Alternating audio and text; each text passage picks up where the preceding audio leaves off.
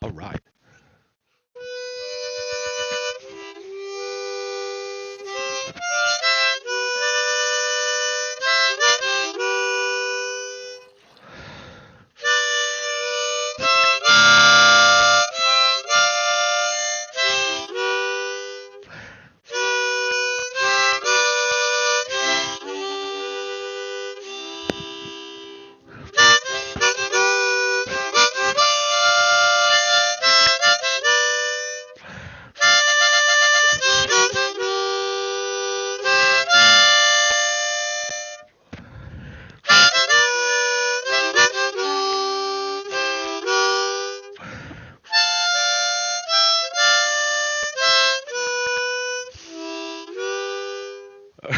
Hey, good morning. It is I, your host, Pogo Kiddo, with yet another episode of Redstone Lapis Lazuli.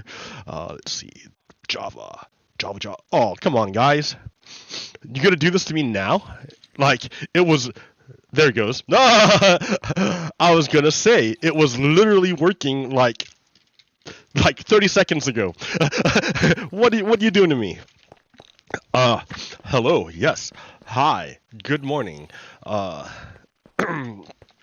Welcome to my thing here. So I have to make an apology. First thing I'm gonna do is I'm gonna apologize to all the other religions who have had their special days, their special spring day, and their special like spring holiday that I didn't say hi to or say hello or whatever. Today is Easter for Christians, the ones that follow that one. So that's their special day, right? That's their special happy day. So happy Easter. And the thing is that about Easter is that it's not something I can just like forget or overlook. Like I went yesterday to take pictures of the cherry blossoms in Salem. Because they're blooming, they're full bloom right now. It's amazing, they're beautiful. And I went down there, and right in the middle of it, right in the middle of this beautiful blossom, were giant orange fences and blow-up things and colored eggs strewn about.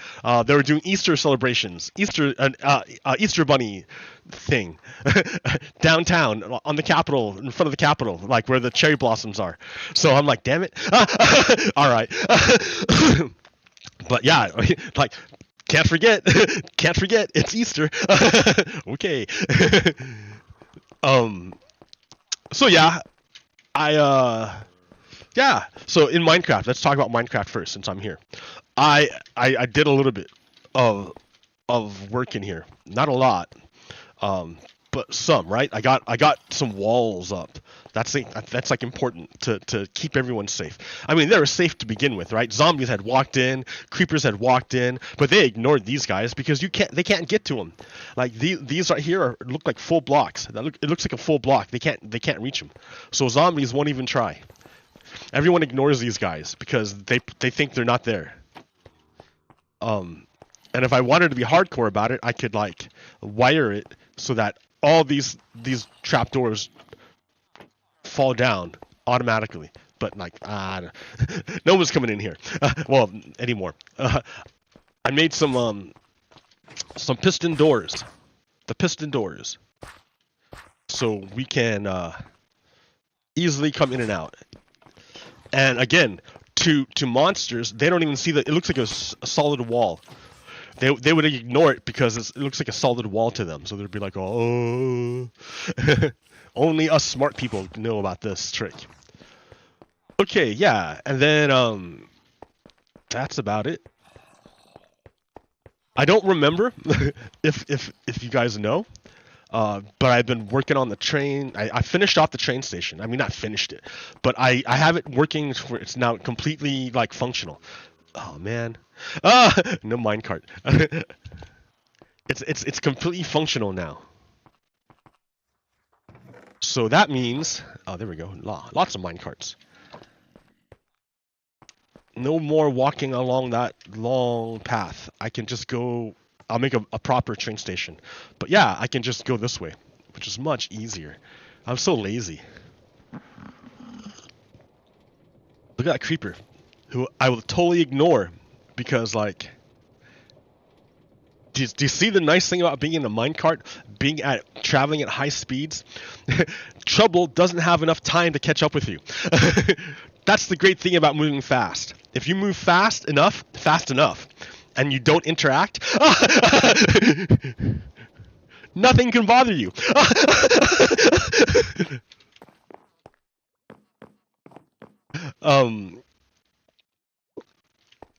Yeah, for real. I mean, like, what do you think the big deal is about cars and horses? Horses. So I'm hearing two different ideas. One idea that I heard was that Native Americans did not have access to horses until the Europeans came and brought them from Europe, or from that side of the world. That North and South America had no horses until the Europeans brought them.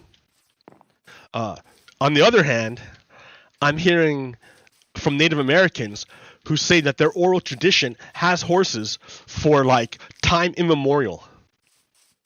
So that, yes, dude, horses were here before, or they interacted before. But the problem is, you'd think you'd find horse fossils if that were the case.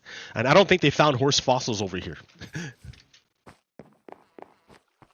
So, anyways, but the reason why I bring that up is because when you're on a horse, that made all the difference. That made all the difference. Once you're on a horse, suddenly you're moving too fast for trouble to catch up to you. Like, you see someone on the ground, you just keep walking, and they can't catch up. Like, maybe once they invent like rifles, they can shoot you, or maybe if they're skilled enough with a bow, they can shoot you with a bow and arrow. But most likely, if you're on a horse, they can't do anything to you.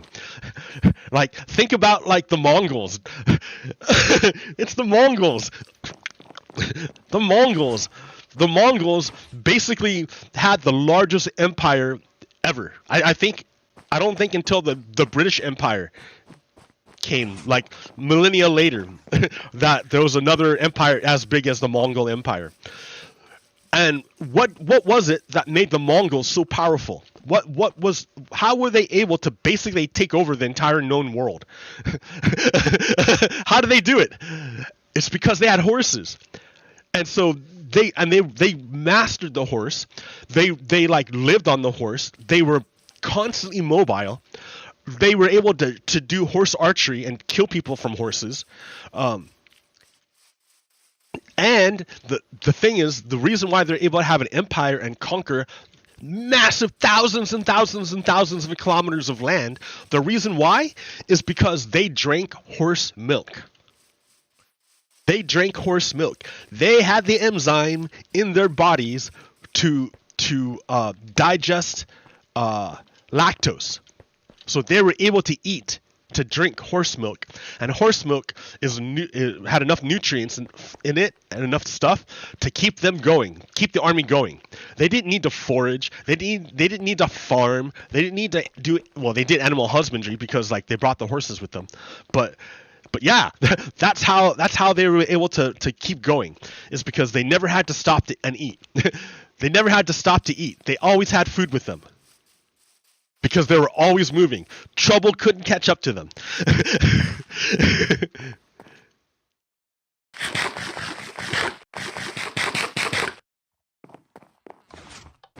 And so the horse made a huge difference in the world of North America, because suddenly you could destroy space through time. It doesn't matter if it's 10 miles if you can cross it in like 2 minutes on a horse. No, I don't know how fast you can go on a horse. Like, they move 10 miles an hour? No, I don't know, 20 miles an hour? Whereas a human walking is like 5 miles an hour. So you're going like 4 times as fast on a horse. So like, it makes a huge difference. And then when you get to, the United States, further on, now everything in the West is dependent upon the car. Like, it's awful. But like, it's awful like in amazing. Like, now with a tank of gas, I can go 500 miles in like 8 hours. Not even 8 hours, because I can drive fast. and if I stay on like interstate with no traffic. That's unheard of. That's like space station. That's like futuristic stuff to like the Mongols. Hey, what's up, Anas Arib? Anas Arib. Welcome to my channel. I'm basically showing off my Minecraft world and talking about just stuff. Like right now, I was talking about how horses came to North America and transformed everything. Because horses literally can destroy space through time. What is 10 miles if you can cross it really, really quickly? It's nothing. But if you can't cross it quickly, it's everything. So the horse and subsequently the car, the automobile, radically transformed society and the world.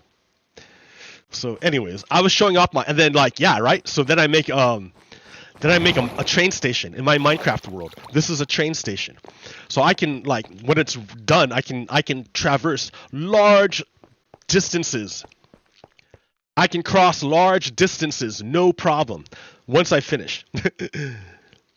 So it's just a continuation of the idea that you can destroy space through time with technology.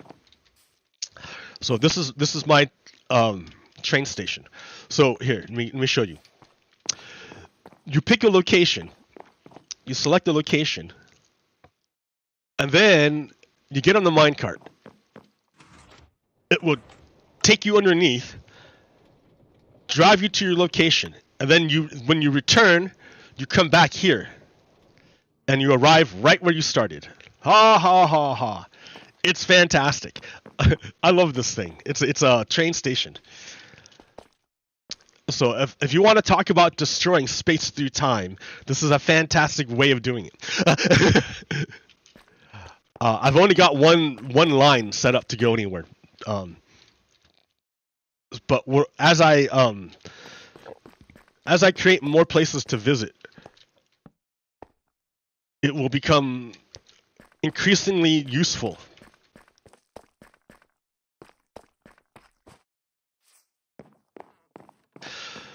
So yeah, I'm just blabbering about space through time, blah blah blah blah blah.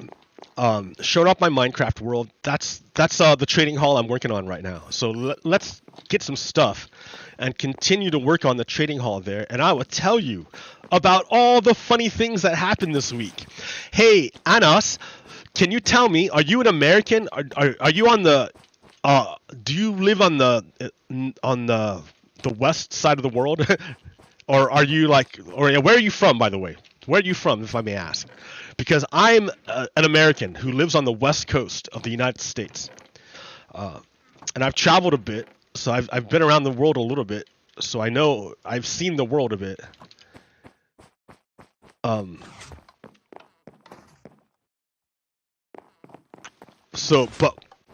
this podcast is primarily from the perspective of an American, from the United States.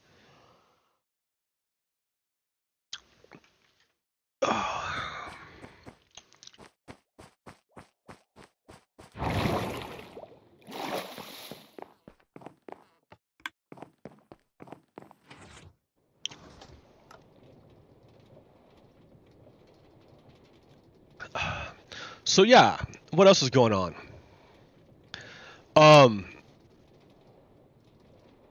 god, this week has been crazy.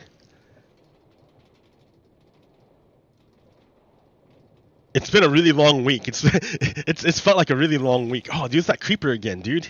He's gonna be a problem, I think, until I kill him. Well, he won't be a problem because I go too fast. I love it. I love it. Okay, we're back here. We're gonna work on fixing this up some more. One of the first things to happen this week was Donald Trump was arraigned on 34 felony counts. He committed 34 felonies. Donald Trump, ex-president of the United States, committed 34 felonies. He is the first president to be charged with a criminal crime. with a crime, with a felony. Ulysses S. Grant was the first president to ever be arrested. Back, I don't know when, but when he was president in the 1800s, Ulysses S. Grant was charged, was arrested, charged with a misdemeanor for speeding within the DC district. He was riding a horse really fast, I guess, too fast, and riding a horse too fast, and the police stopped him and arrested him. He might have been drunk. I don't know. But you know what? What are you gonna say to the guy? The guy was like a general in the Civil War. He watched thousands and thousands and thousands of men die horrible deaths or get maimed horribly. Lots of suffering. He saw lots of it. Like, I can understand why dude might be a drinker.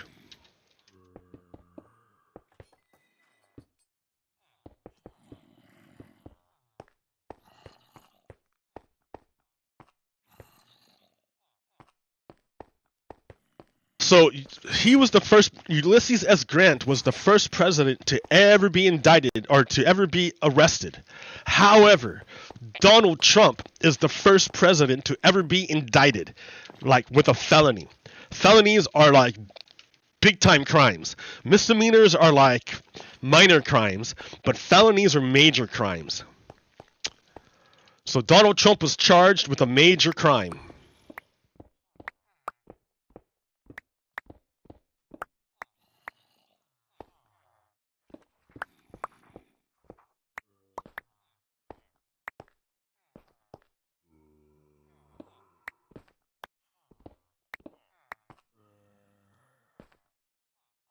And what is this major crime that he was charged with?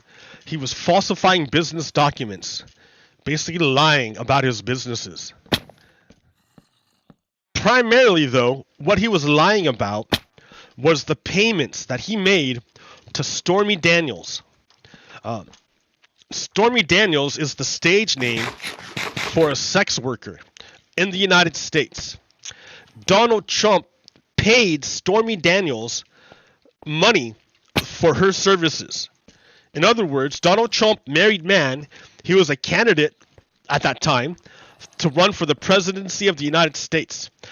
And he had paid the sex worker money for her services and to keep it quiet. In fact, keeping it quiet is part of the services that she offered. I don't know if that was part of the services she offered. I think that's what I think that he, no, because I don't think she offered it. I think he paid her to do it. It was his idea.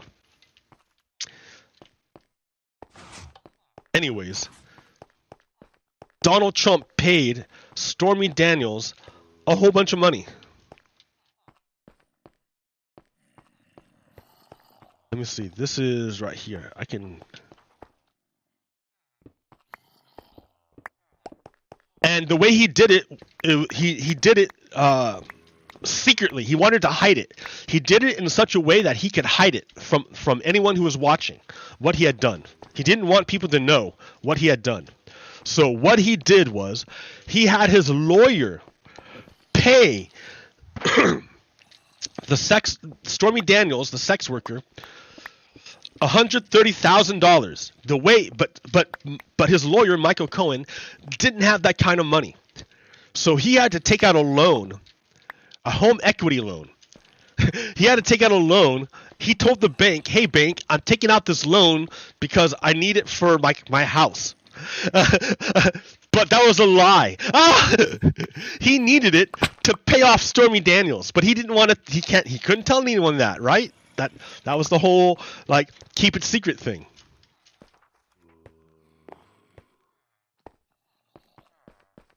So Michael Cohen lied to get this loan to pay off Stormy Daniels. Then Donald Trump had to pay off Michael Cohen, right? Had to pay off Michael Cohen. He had to get his money back. But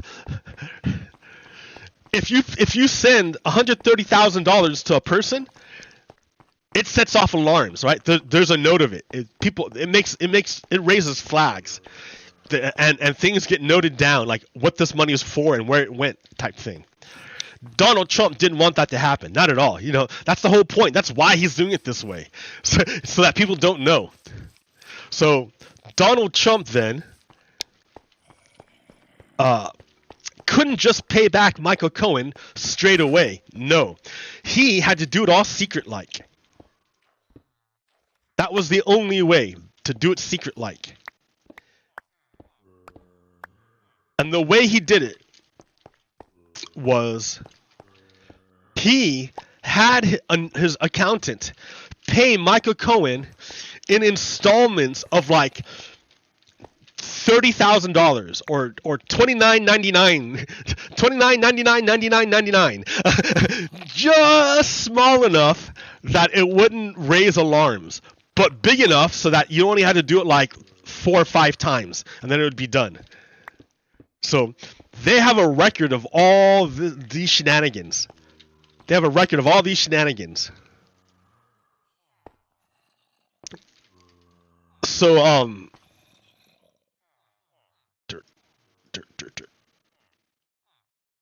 So Michael Cohen got caught with it, right? Remember back when Donald Trump was president, Michael Cohen went that's when they first heard about it, and Michael Cohen went to prison for it.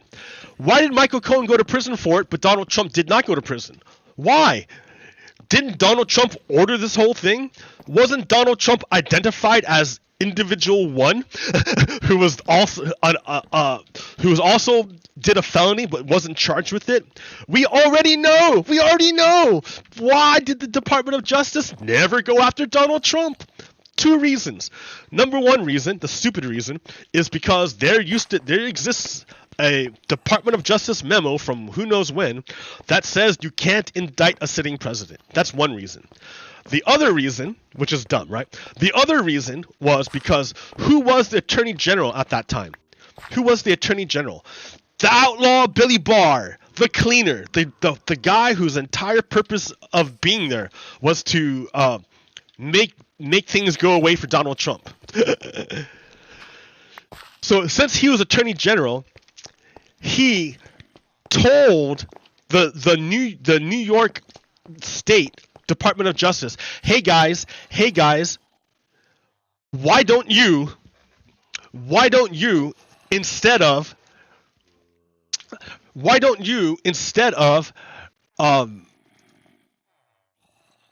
going after this Stormy Daniels person, how about you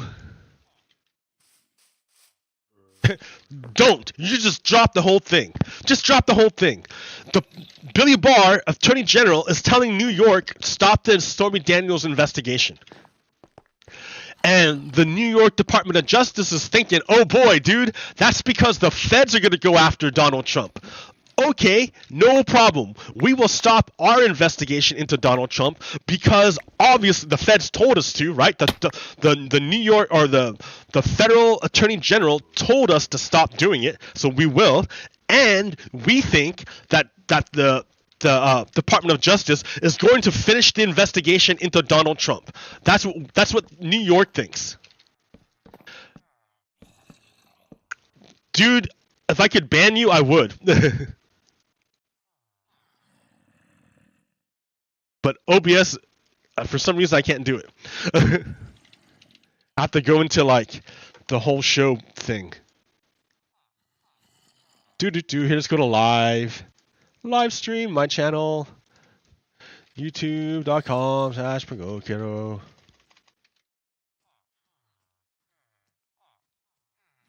Live, watching live. There you are, dude. I'm gonna ban you. Live, hide this. Watching live. There you are, dude. Shush. Too much. Okay, there we go. Sucks that I had to do that, but such is life. Okay, so the outlaw Billy Barr, once Donald Trump Donald Trump is the one who picked outlaw Billy Barr to be attorney general, and then Billy Barr, the outlaw, told New York, don't go after Donald Trump. So New York stopped. Well, guess what, dude? Billy Barr just killed the investigation. He never went after Donald Trump. He only got Michael Cohen. So, once Donald Trump is not president anymore, and once the attorney general for New York left, they got a new attorney general. And this new attorney general, who was not told by Billy Barr not to do the investigation, he went ahead and finished the investigation.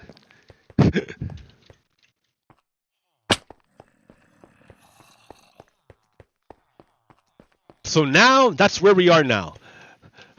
Because... Oh, nice. Okay. It's good. It's good. Because Billy Barr never finished the investigation. That's why we're at this point today. With Donald Trump.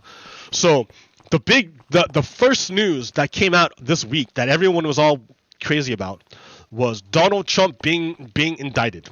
But really, it's no big deal. Because, it is a big deal, right?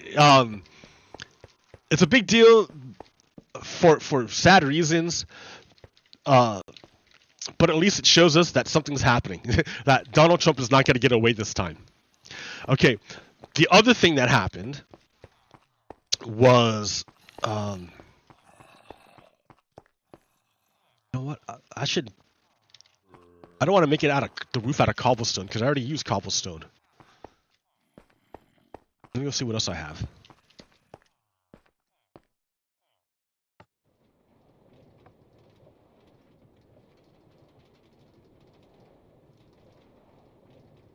That's one big thing that happened.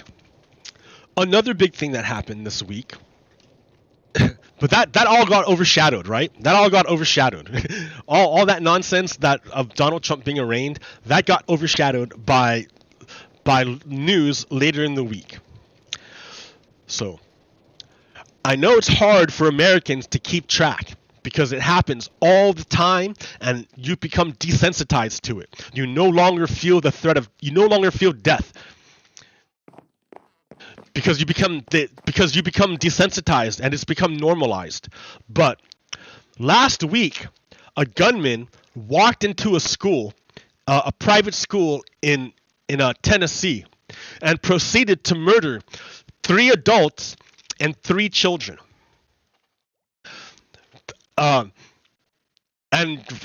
Just innocent people who were just going about their daily lives until someone walked in and killed them all. It wasn't a guy, it was a woman this time, but still, it doesn't matter who it was. A person with a gun. It's always a person with a gun. It's always a person with a gun. What's the identity of the shooter? A person with a gun. A person with a gun walked in and murdered a bunch of kids in Tennessee. So in Tennessee, rightly so, people are freaking out. They're like, holy shit, we can't even go out in public without being afraid that we're going to get murdered by random people with guns. Why is it that they have these access to weapons of mass destruction? How come they have these things? How do they have these things?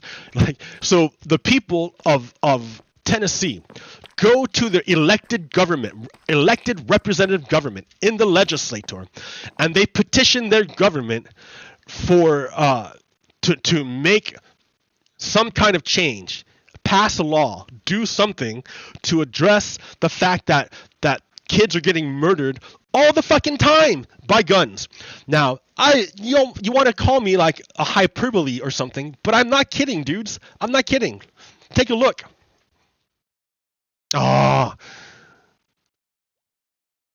wait. Oh, it opened it in the wrong one. In the wrong place. Open with. Choose another app. Always open with Infran View. Take a look, guys. Take a look. Wow. Since 2019, massive increase in deaths to kids. It has become the number one thing killing kids over motor vehicle crashes. See, back in the day, before we strapped our kids in, and we got pretty much like used to it. We used to have people dying on the highways all the time. And then there was Mothers Against Drunk Driving, Students Against Drunk Driving. There was a push to have seatbelts installed and all sorts of safety features, and to implement a speed limit. So all these things lead to a reduction in deaths on the highway, less blood on the highway. Fantastic, right? I was a victim of blood on the highway. I was a victim. When I was 17 years old, after school, my friends and I were in a car, and my friend was driving everyone home, and she was upset that she had to drive so far away to drop off this one person who, I lived out in the boondocks. I lived out in the desert. So we all lived far away. So the driver, very, very young, we were all really young, right? It's not her fault. We were all young and stupid. The driver, very young, very emotional, at the wheel of a very powerful machine, was driving very, very fast. and yeah, I just about became a victim, a statistic. It's happenstance. It's chance. It's chance that I'm alive today. It's chance. It's random chance.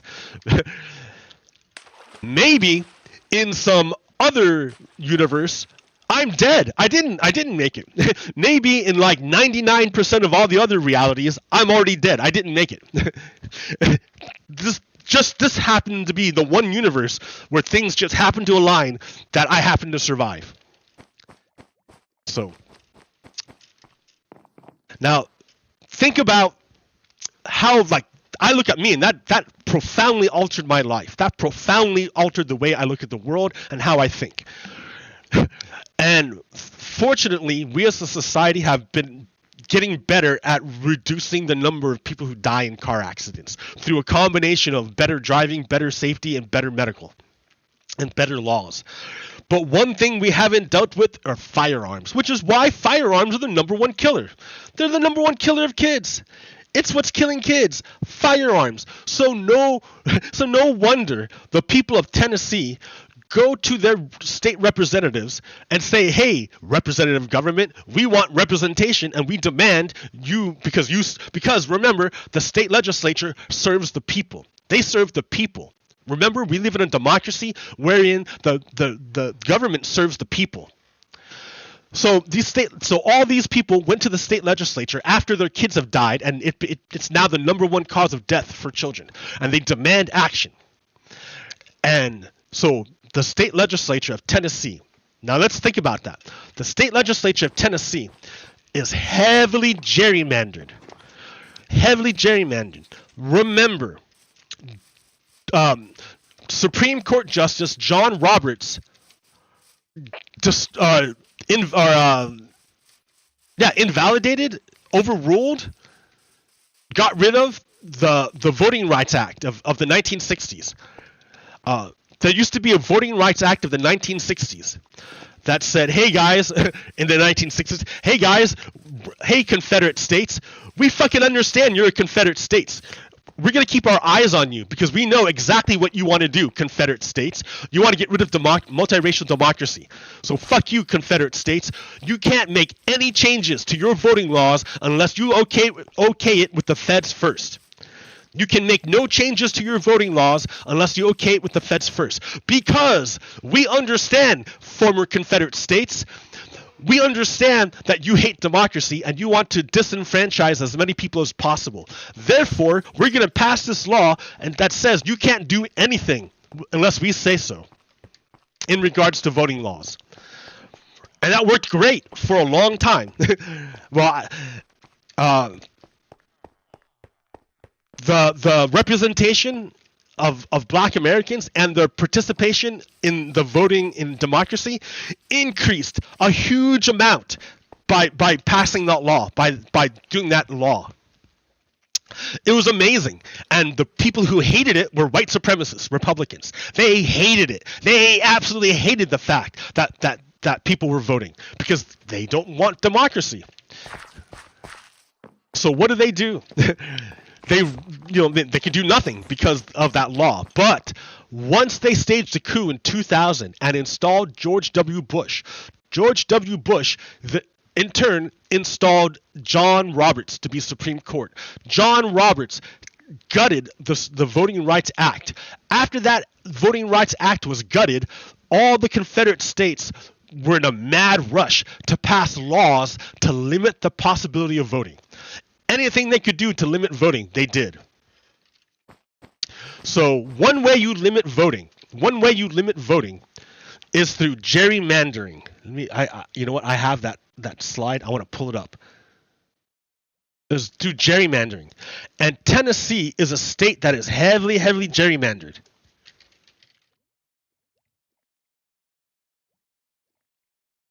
So this is gerrymandering. How to make 40% of the population control 60% of the government. Tennessee is a state that's gerrymandered, and this is how they do it.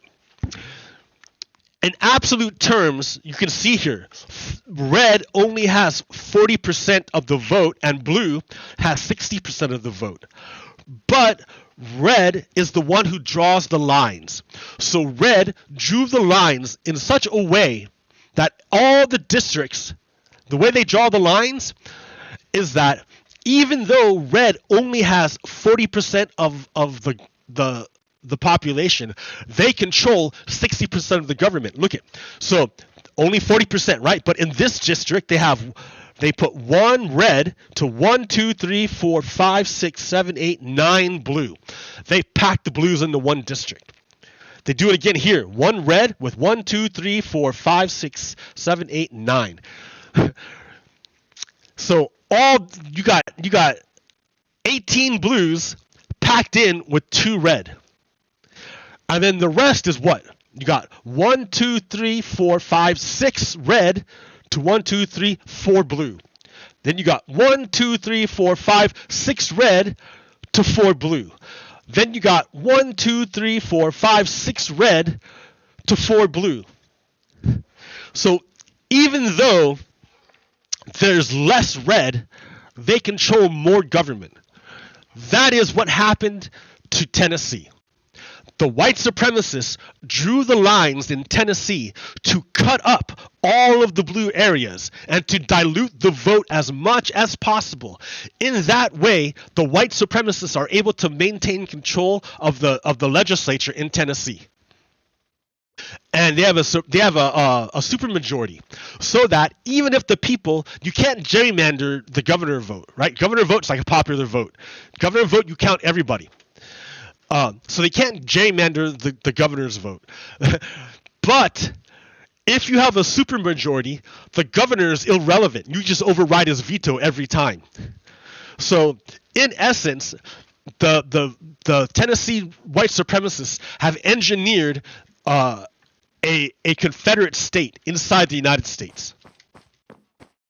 So the people of Tennessee, they don't believe that. They don't want to believe that. They want to believe that they live in a democracy, that their voice and their vote matters, that they are able to influence their government, and that the government serves the people.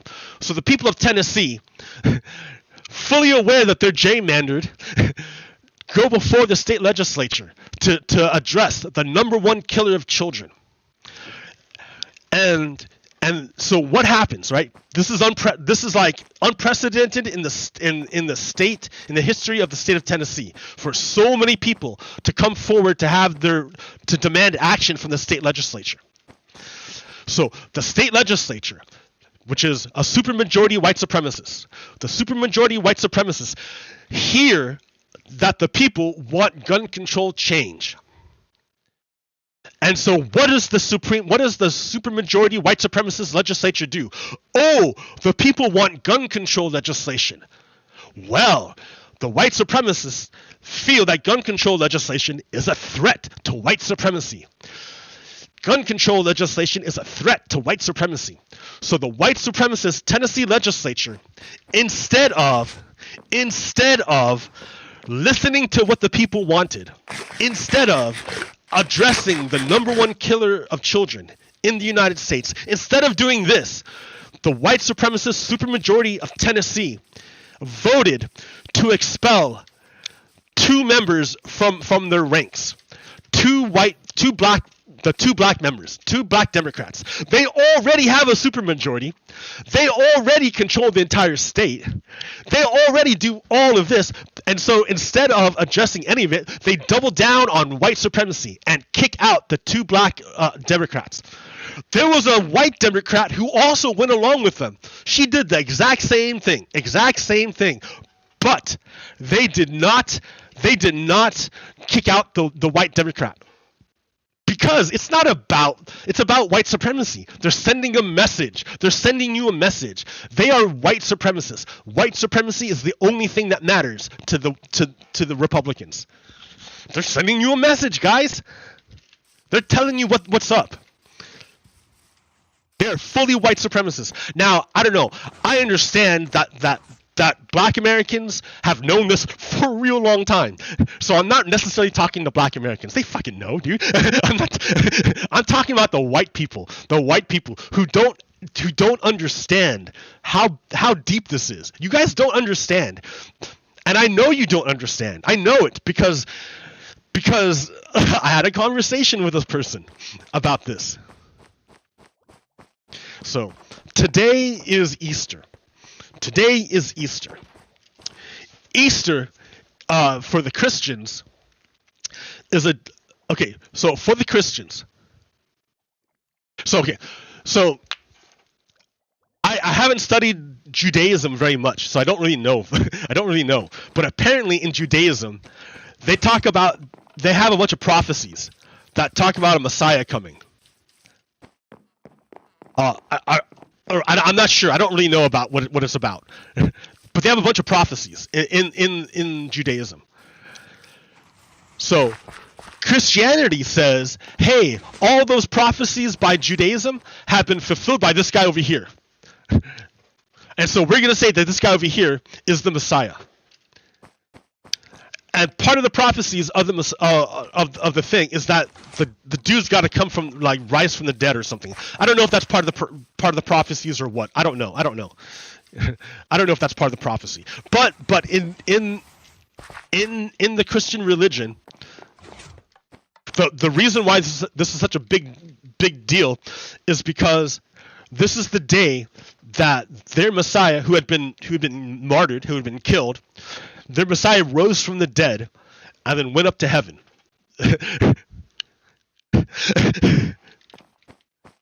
And by this miracle, they say that this person is the Messiah and the one to bring salvation. Now before they martyred Jesus, right? He lived a life. He was living his life. And there was a guy named John the Baptist. He was a dude. He lived out in the desert, and he talked crazy stuff. and he did this thing called baptism, because remember, for the Jews, for Judaism, they have this idea called original sin. Original sin. And but what John the Baptist said was that, hey guys, I don't know what his deal was, but he said, I have this way that I can get rid of your original sin. He's like,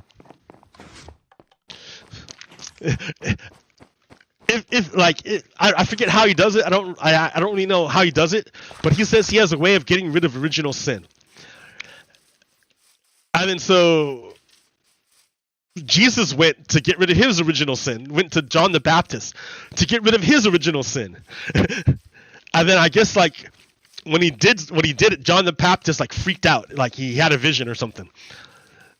But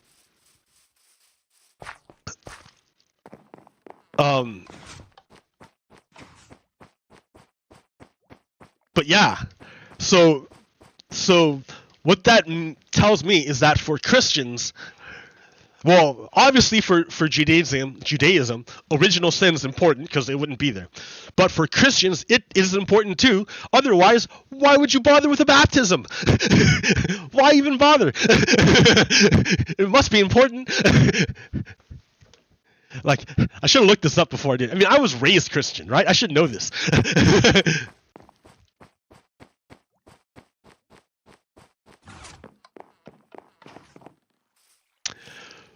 But then, so I was having this conversation. Why am I talking about all this stuff? Because remember, I was telling you, I'm mainly talking about white people, because white people don't really understand the depths of where they're at. I don't think they understand where they're at. Okay. So get back, right? Original sin. What is the nature of original sin? So I was talking with this person. And this person was telling me, yeah, look at this country. It's going to shit. It's going to hell. This country is going to hell. And I said, yeah, you know why? It's because we never dealt with our original sin. Our original sin of slavery and genocide. The United States has original sin. Its original sin is slavery and genocide. Until we deal with our original sin of slavery and genocide, we will continue to have problems that stem from those original sins. And then this person I was talking to disavowed responsibility.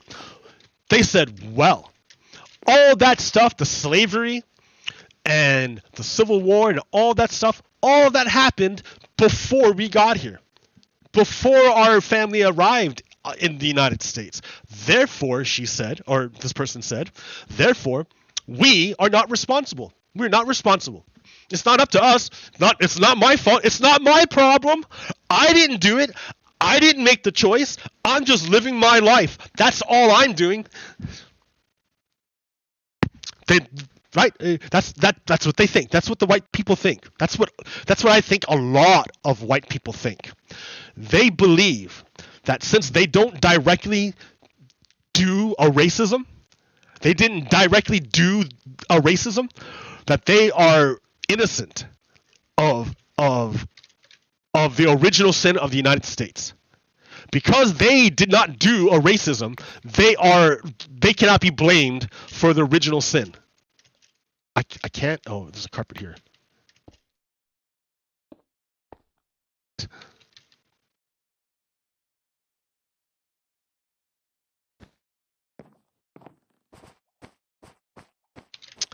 So if they can't be blamed for it, they're not going to do anything about it. If it's not their responsibility, there's no work for them to do, is what they're telling me. There's nothing for them to do.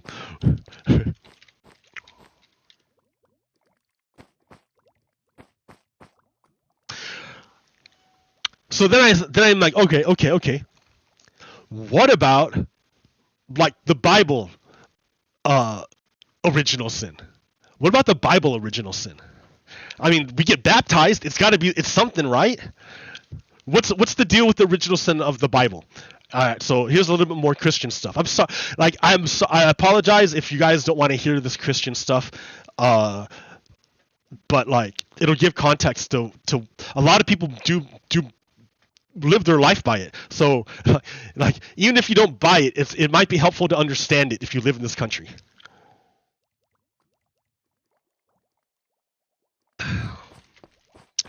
So for Christians and well for in Judaism as well, there is the question like where did humans come from? Where did we come from?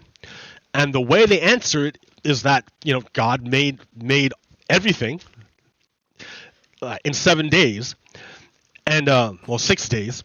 He rested the seventh day. And that one of the things he made were humans. The first humans were named, the first man and first woman were named Adam and Eve. And God put them in a garden, in the Garden of Eden, where everything was literally perfect. Everything was literally perfect in the Garden of Eden. And Adam and Eve lived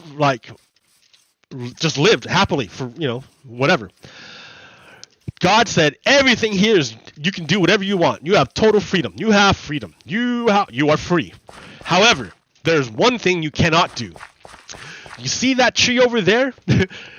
That's the tree of the knowledge of good and evil. You are not allowed to eat fruit from the tree of the knowledge of good and evil. You are not allowed to eat from that tree. You can do anything else, but don't eat from that tree. Well, Adam and Eve eventually eat from that tree of the knowledge of good and evil.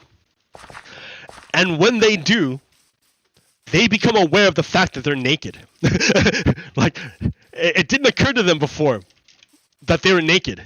But after they ate from the tree of the knowledge of good and evil, they were aware that they're naked. And so when God came back to talk to them, Adam and Eve hid. They were hiding. They hid. And God's like, dudes, what are you doing? And Adam and Eve said, hey God, I don't know if you didn't see this before, but did you? Man, we're fucking naked. Holy shit, we're naked, dude. So we gotta like cover up. And God's like, how the fuck you know you're naked? Who told you that? Who told you were naked? And I forget how it goes down. But God figures out eventually that Adam and Eve ate from the tree of the knowledge of good and evil. They learned when Adam and Eve ate that from the fruit, when they ate the fruit, they learned the knowledge. They became aware of good and evil. They didn't know, and now they know. So after that, God's like, well, you can't stay here anymore.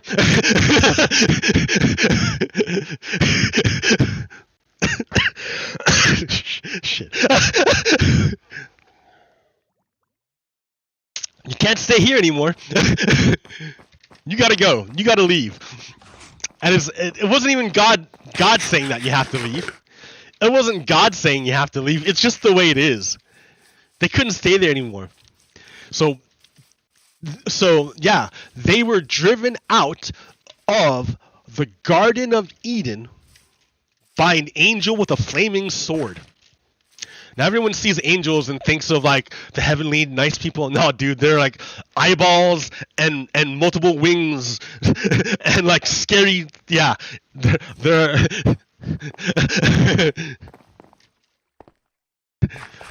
Imagine if an electron got blown up, or not an electron. Imagine if a proton got blown up to like human scale.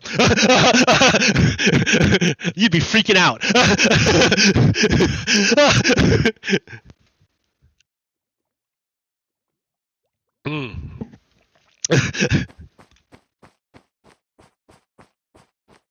So they got driven out. So Adam and Eve left the Garden of Eden because they became aware of the knowledge of good and evil. So after they were driven out, after they left the Garden of Eden, that's when they had kids. That's when they had kids. They had children. And those kids, like their parents, were also aware of the knowledge, also had within them the knowledge of good and evil. That because their parents ate the fruit. If their parents ate the fruit, that means their kids have it too. In other words, their kids could not have been there unless Adam and Eve did the sin. So people get confused by the translation of original sin. And they think, because original has many meanings to it, right? When they hear original sin, they immediately jump to the idea of first, the first sin, the very, very first sin, like as in a sequence of sins. This is the first, number one of many. But that's incorrect to think of. Because if you leave it like that, if you say it's the first of many, you have disconnected it from my frames per second are still there. You have disconnected it from the rest of the stuff.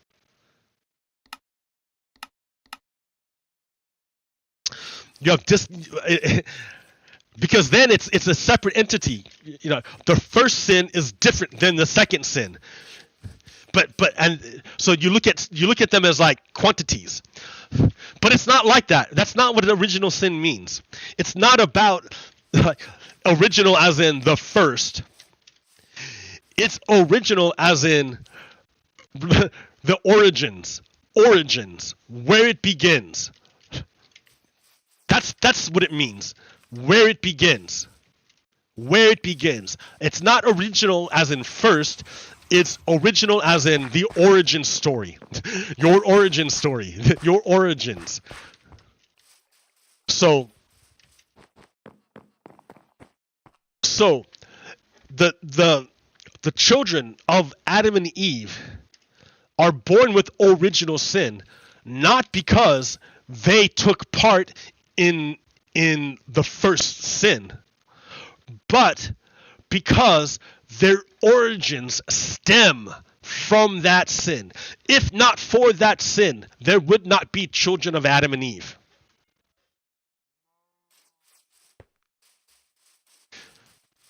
So when this person, so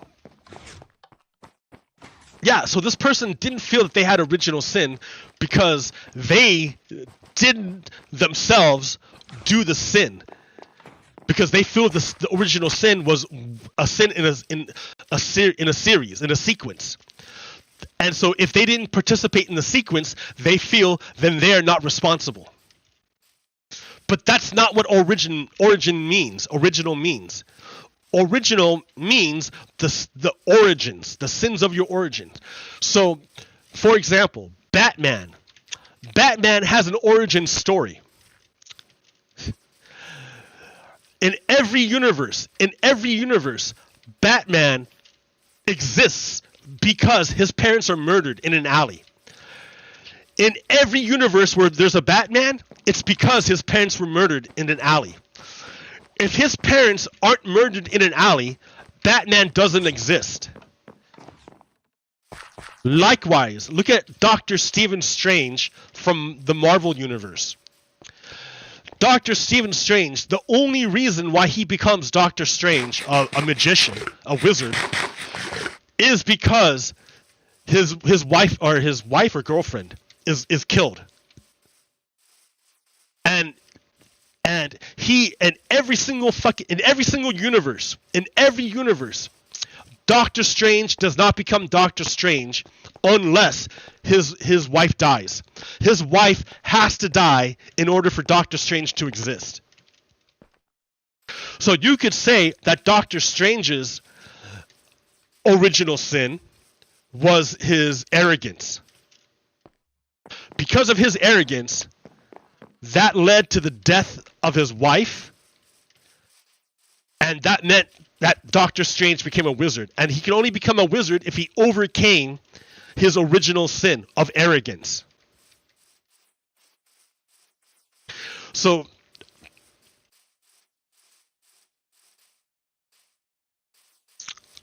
for humans, the original sin was the knowledge of good and evil. The only way we can overcome this sin, this original sin, is by addressing what it is that we've become. Now that we know the difference between good and evil, we are obliged to be good. If you're an animal, you don't know what's good and evil. You don't know. You will never know if you're an animal.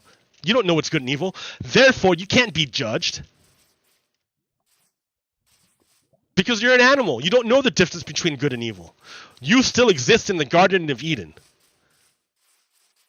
You are innocent. However, once you know the difference between good and evil, now you have no excuses. You can't say, "Oh, I was ignorant." No, you can't say that anymore. Now you know. So if you do something, you know that it's wrong, and you know it's wrong. You know it's wrong. Therefore, in order to overcome,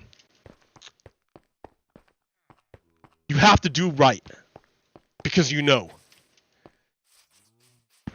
Humans could not be here unless they knew the difference between good and evil.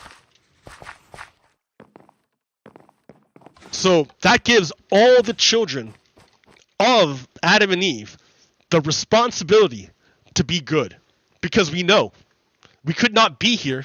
Our origins stem from the sin of knowing the difference between good and evil. Therefore, all of us share the responsibility of being good because we know now. Likewise.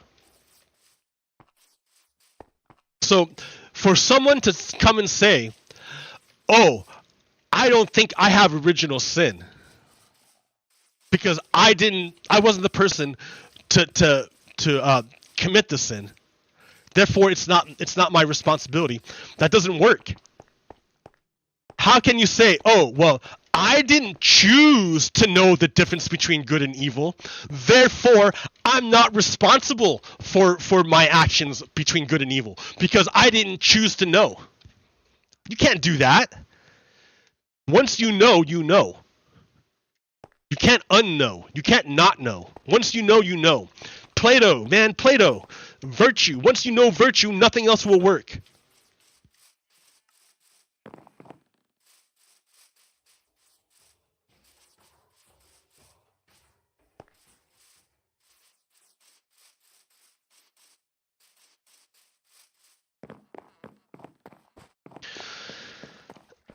So this person was telling me that two things. That they don't feel that they had original sin from Adam and Eve, and they feel and they're Christian and they were baptized. I think it's because we have poor, or it's because it was a mistranslation from the Bible and a misunderstanding perpetuated throughout the years. At least in my family. Because I was taught wrong. I had to figure it out myself.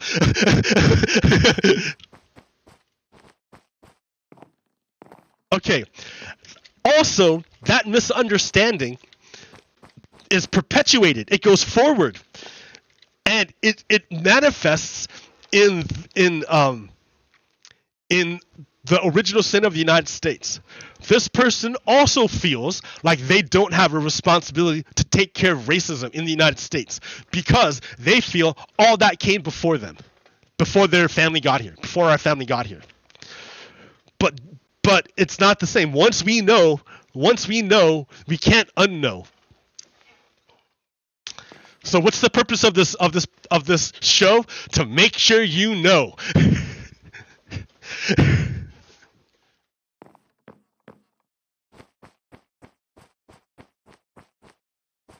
That way you have no excuses.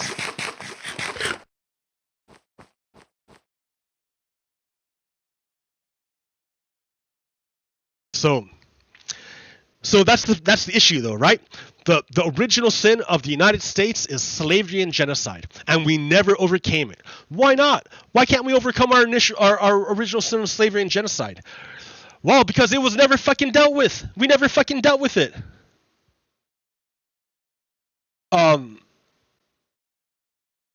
By the way, yesterday was Happy Confederate Surrender Day. Yesterday, the Confederates surrendered and laid down their arms to the Union and stopped trying to overthrow the government. Yesterday, 100 some odd years ago, the insurrectionists gave up. They didn't really give up because they sent a spy to go murder, to assassinate Lincoln. So they didn't really give up. Only the general gave up. So happy Confederate Surrender Day. Where's that other thing?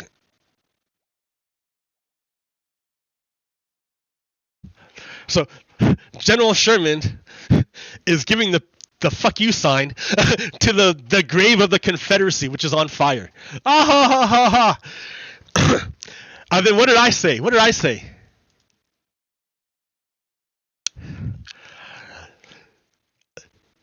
She said the Confederates should have been dealt with after the Civil War. And I said, yes, if USA would have hung all the traitor leaders, we wouldn't be in this mess. We should have executed all the Confederate heads of states, their traitor president and their traitor generals. Right? If the United States had, because what happened? The United States didn't do that. Their president was murdered by the Confederates, and then the Confederates put in a sympathetic person into the United States presidency, which allowed, and he brought in all the Confederates back into the U.S. government, so they just kept their power. They just kept their power, and they rewrote the laws in the South to be the Black Code and Jim Crow. So it was just slavery with a different name. So we didn't do this. We should have. Had the United States hanged Lee, who's Jefferson Davis, and all the leaders, all the governors of all the Confederate states that rebelled, had we done that, we would not be here 150 years later with Donald Trump trying to overthrow the government again. We wouldn't be here. We wouldn't be here. Had we learned from our fucking history, we would not be here. So this is history, right? This is history. This is history. It's important that we know this because it's an important part of our history. But what happened when I said this? What happened? Elon Musk banned me. Where'd it go? Where'd it go? I don't have it on here. I have to pull it up somewhere else. Let me pull it up real quick. Because I said that, Elon Musk banned me. Facebook. Profile.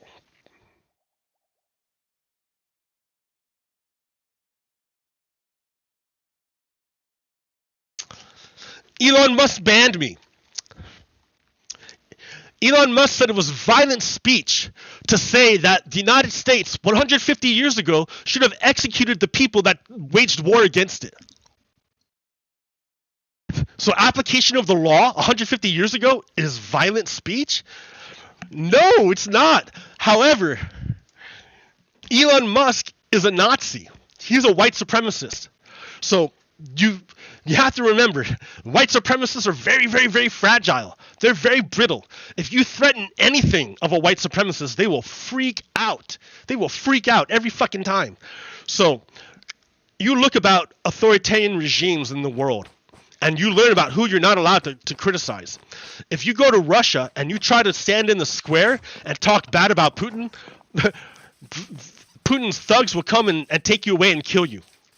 If you're in China and you try to talk bad about Chairman Xi, the government will come and kill you. If you go on their social media in China and say bad things about Xi, the government will censor you and kill you. In Nazi Germany, if you talk shit about Hitler, the government would come and kill you. In the Confederate United States, if a black person talked shit about a white person, they would come and kill that black person. Authoritarian regimes. Elon Musk. If I talk shit about Confederates, Elon Musk freaks out. Elon Musk can't handle it. Elon Musk will ban me. Just like China bans you for talking shit about Xi. Just like Russia will ban you for talking shit about Putin. Because they're all fucking Nazis. And you can't talk shit about the leaders of the Nazis. So I talked shit about Confederates and Elon Musk banned me. Birds of a feather flock together.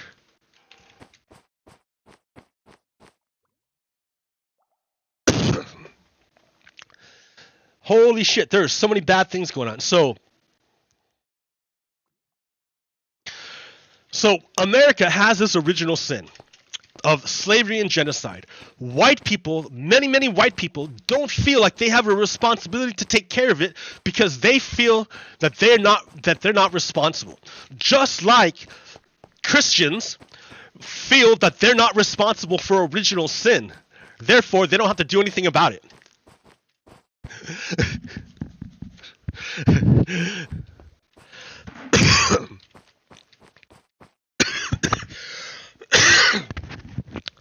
So what happened in Tennessee was that the white supremacist supermajority, instead of addressing the #1 killer of children, instead of doing that, they kicked out the 2 black members of the legislature to demonstrate that they're a white supremacist organization, that they're the Confederacy, that they don't actually believe in anything.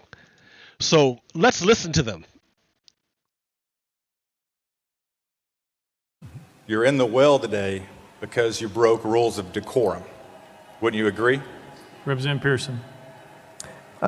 I believe I'm in the well today because you have put forward a resolution that says that it's more important to expel voices of dissent than do the work of justice, which is fighting to end gun violence in the state of Tennessee. I believe that I'm in the well today because I, with the courage of ancestors and family and loved ones and community, stood up and spoke up for folks like my classmate Larry Thorne, who can speak no more because of the proliferation of guns in Tennessee. I believe that I'm in the well today because you have decided that it is not right to have debate. It is not right to listen to the voices of the minority. I believe I'm in the well today because on the day that we wanted to honor the thousands of people who protested, we were denied that opportunity. I believe that I'm here because you feel in your heart that it is right to persecute someone who has committed no crime, who has only broken what you call the House decorum rule, which according to Section 19 of the House Permanent Rules of Order say that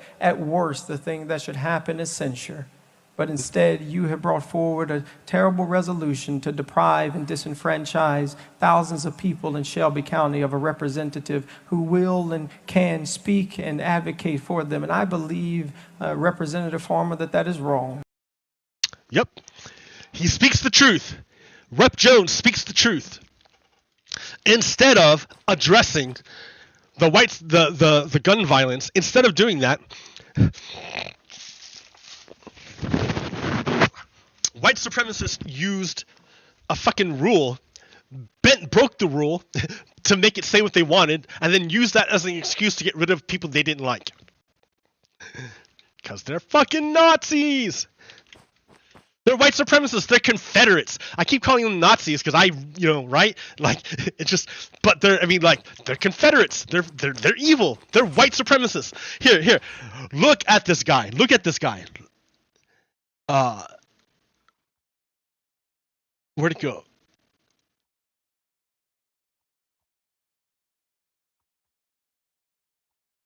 Where'd it go? Downloads. Put it over here. And play it. Watch. Speaker once again shut off my microphone because he had the button up there that he loves to use to silence members.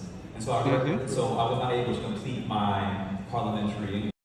Look at this white supremacist. Look at this guy, dude. He's got his hand on the buzzer, just waiting. He can't wait to cut off the mic of this guy talking. This is a white supremacist who hates with his entire being the guy who's speaking right now. And that's why he's got his finger just itching to cut him off. He just can't wait because he's a white supremacist. Watch this white supremacist. Just watch him. I mean, watch the fucking contempt. Look at his contempt. God, I hate these white supremacists.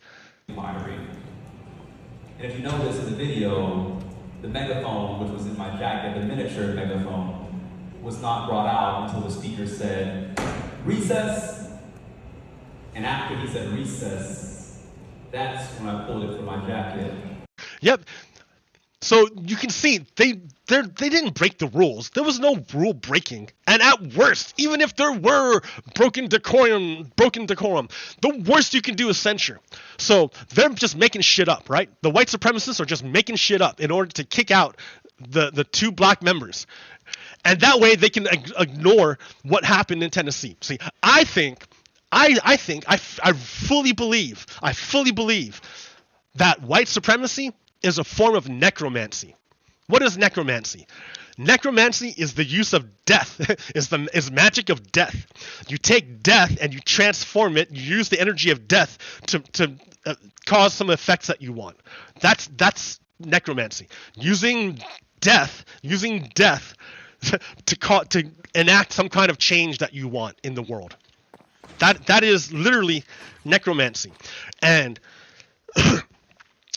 the Confederates used it in 2000, the year 2000, when 3,000 Americans died in a terrorist attack. It was like a horribly scarring event for Americans. And what did the Confederates do? What did George W. Bush do? What did he do? He used the pain and suffering of all those Americans to have us go kill Iraqis and Afghanistans. Bin Laden was in Pakistan. George W. Bush said, "Oh, I don't even care about Bin Laden. I just want to go get Iraq and Afghanistan." In other words, George W. Bush manipulated Americans through their trauma of 9/11 to do what he wanted to do, to use their power to do what he wanted to do. Likewise, when those 6 people died in Tennessee, the white supremacists used the power of the trauma of their death, used their death to kick out 2 black legislators. Necromancy, dude. They use death to push their agenda of power. It's not even using death for to enact a change. It's using death for power. It's using death for power. To concentrate power. You use death to concentrate power. Necromancy. Using death to concentrate power. So yeah, I can see how Republicans, Confederates, white supremacists, the racist party. I can see how the racist party is engaged in necromancy. Of course they are. Of course they're engaged in necromancy. Of course. They worship the white idol. Of course they engage in necromancy.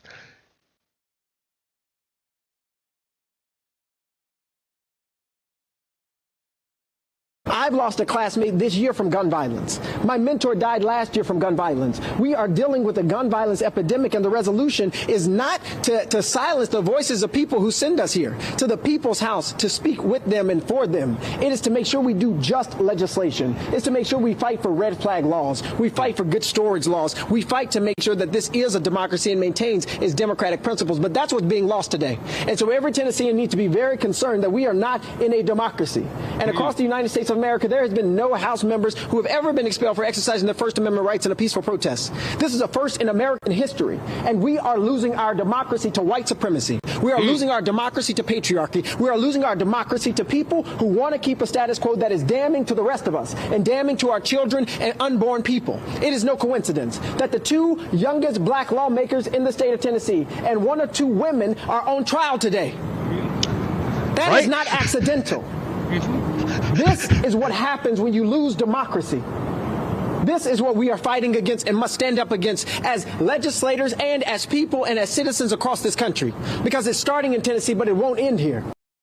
That's right. So I'm hoping that this will open the eyes to a lot of white people. I'm hoping a lot of white people are going to see the blatant white supremacy. And be like, yo, maybe there's something there.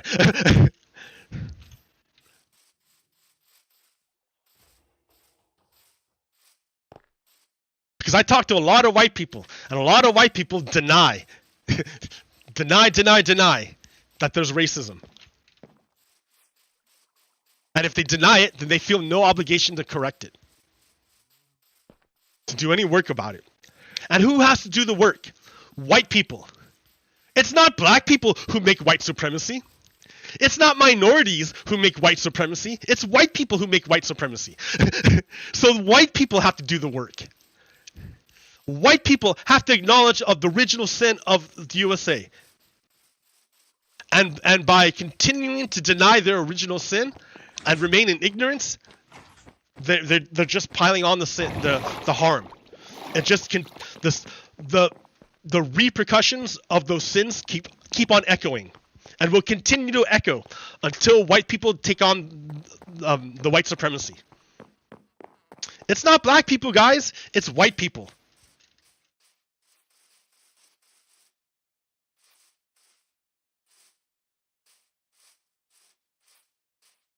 And if white people don't feel like they have a responsibility, then they won't do the work. And if they won't do the work, things won't get better.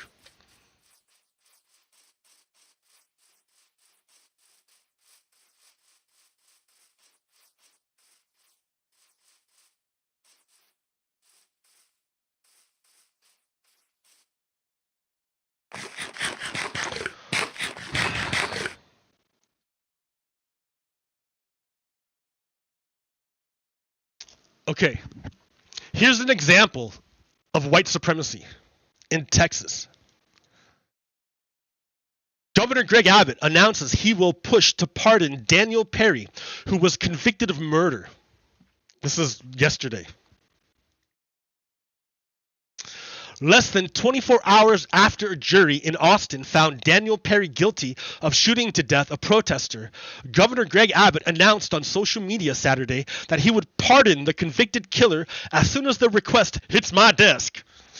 The unprecedented effort, which Abbott announced to his 1 million followers on Twitter, came as Abbott faced growing calls from national conservative figures such as Fox News host Tucker Carlson and murderer Kyle Rittenhouse, who murdered 2 Wisconsin protesters in 2020, to act urgently to undo the conviction. In other words, a bunch of Nazis. So, here, let me read the story. Did I? Yeah. Oh, no, keep going. Perry, an Army sergeant, was working as an Uber driver in Austin on the night of July 25th, 2020, when he ran a red light and drove into a Black Lives Matter march. So the dude is a fucking Army guy. He's an Army guy, right? He's an Army guy. And he literally fucking broke the law, passed a red light to run a red light, and drove into a crowd of people. The guy drove into a crowd of people.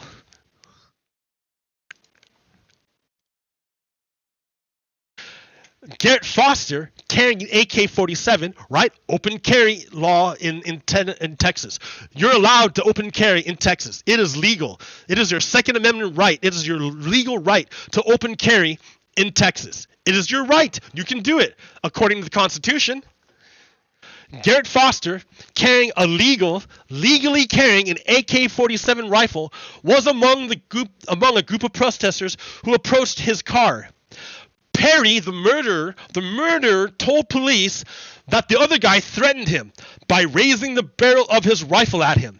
So Perry shot him 5 times with the .357 through the window of his car before driving away.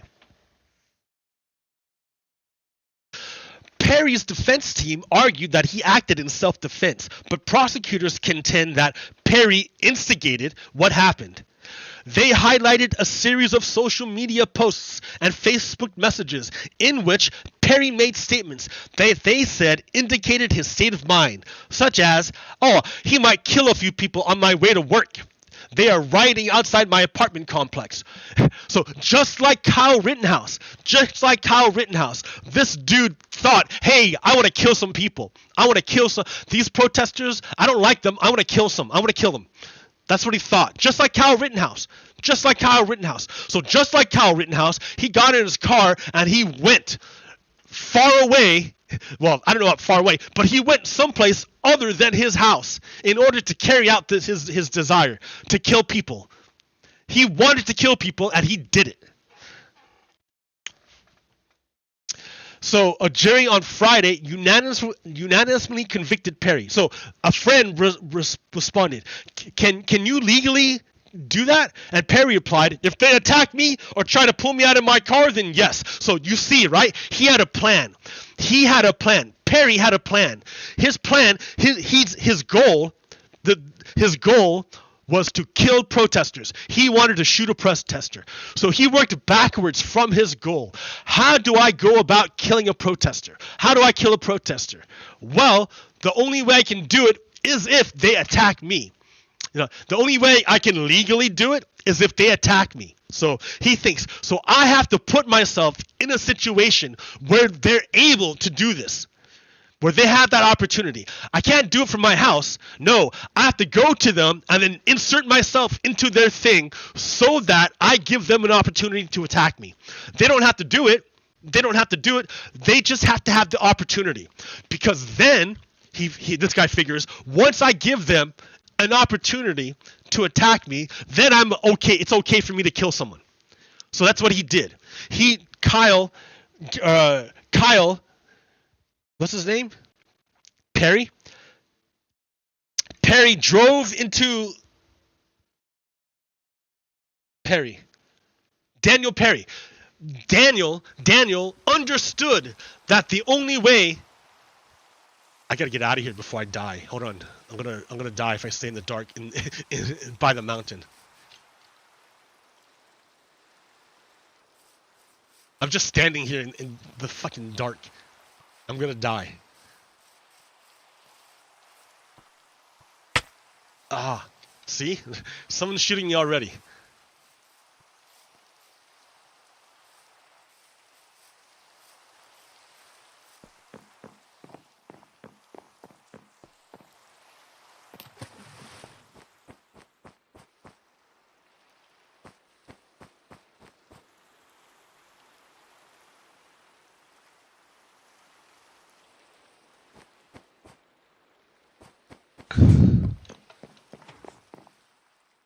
Okay.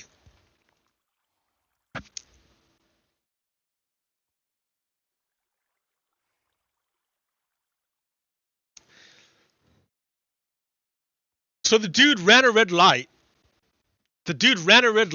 He knew that he had to like get them to attack him in order for him to shoot them.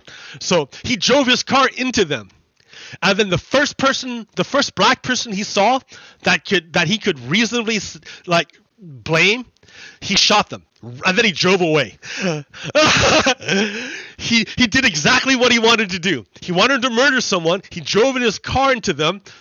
And then he found a person he could plausibly blame and then shot them and then drove away. So yeah, dude's a fucking murderer. Just like Kyle Rittenhouse. But Kyle Rittenhouse had a judge that was really, really sympathetic to Kyle Rittenhouse. That judge did everything he could to help Kyle Rittenhouse get away with murder. He did everything he could to help him get away with murder. But this time, I guess the judge couldn't help as much. So the jury convicted Daniel Perry of murder. Like they should, because Daniel Perry is a fucking murderer, because he's a racist. Not only is he a murderer and a racist, but he was in our armed forces. I'm telling you, we have a white supremacy problem in our armed forces, in not only in our armed forces, but also in our police force, in our law enforcement. There are white supremacists inside our law enforcement and our armed forces and our law enforcement. This dude, Daniel Perry, is one of them. He got training from the U.S. military to kill people, and he used it to kill an American that he didn't like, and he got convicted of murder. Well, guess what? In the Confederacy, the Confederates don't really they don't really abide by the American government, the U.S. government. Remember, Confederates hate the U.S. government. They love their own government, but they hate the U.S. government. So Confederates, because this ruling came down and it convicted the white supremacists say, well, you know what? Since this ruling came from the United States and not from the Confederacy, we don't feel it's valid. We don't feel that this conviction means anything. So Governor Abbott, the white supremacist governor of Texas, said on Saturday he's going to say, hey jury that convicted this guy, we don't, us white supremacists don't think that you're valid. So we're going to overturn your conviction and let this murderer go free. We feel that white supremacists feel that it's okay to murder people if you're a white person. It's okay to murder black people if you're a white person, if you're a white supremacist. Therefore, white supremacists will use their power to stop the United States government from applying, from convicting this guy. They feel that the guy should be judged by white supremacy standards, which would make him innocent. Right? I'm not making this up, dude. Greg Abbott has sworn to do this. Foster's brother, Ryan Foster, said Saturday he didn't think Perry should be pardoned. This was clearly premeditated. Perry thought a lot about it and planned on doing it. He wanted to kill a protester and saw somebody exercising their Second Amendment right. I'm not making this up, dude. I'm not making this up. Here's the tweet by Greg Abbott yesterday. Greg Abbott says, I am working as swiftly as Texas law allows regarding the pardon of Sergeant Perry. So look at that, right? Do you see the difference? Texas law, when he says Texas law, he means Confederate law. He means Confederate law. He's working as swiftly as Confederate law allows to undo the United States conviction. Using Confederate law to undo the United States conviction. Greg Abbott says, Texas has one of the strongest stand your ground laws of self-defense. Remember, stand your ground laws are nothing but legalized murder. That's all they are. Legalized murder. So Texas has one of the strongest legalized murder laws in the country. That cannot be nullified by a jury or a progressive attorney. Fuck you, dude. You don't control what a jury says. That's the whole point of having a jury. That is independent of politicians. You fuck. Unlike the president or some other states, so he's referring to unlike the United States president, the United States government, or other states that follow the United States. The Confederate Constitution limits the governor's pardon authority to only act on a recommendation by the Board of Pardons and Paroles. The Board of Pardons and Paroles is who nominates, who puts the people on the board of Texas Board of Pardon and Paroles. Greg Abbott puts the people there. So he chooses the people that get to have pardons. The governor chooses the people who get to have pardons. The governor chooses the board that chooses the people that get to have pardons. So, in other words, Confederates get to choose who get to have pardons in Confederate Texas.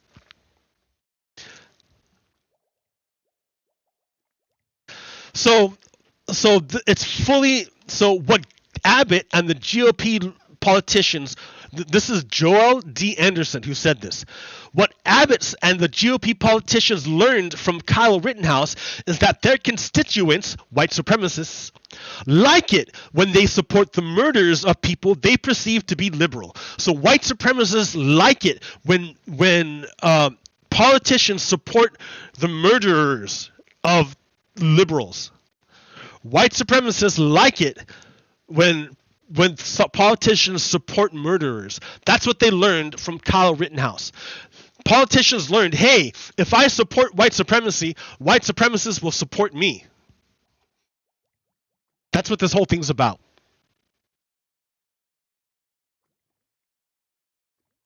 So I'm trying to get you to understand. Well, there's two things. There's there. There's a bunch of things there. Number one, the first thing is that the Second Amendment doesn't apply. We want to say that the Second Amendment applies to everyone, but that's not true. Only white people have Second Amendment rights in the United States.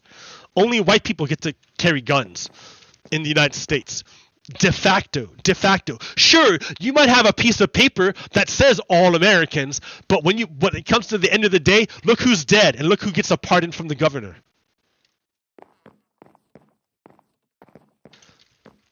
Remember Philando Castile? Philando Castile had every right to have a gun, and he even told the cop.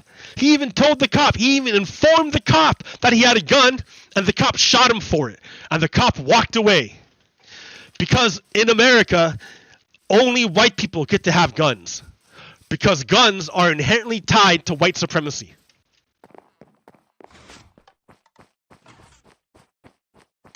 That's why white supremacists fight so hard against gun control regulation. Because white supremacy depends on violence. The violence afforded by guns.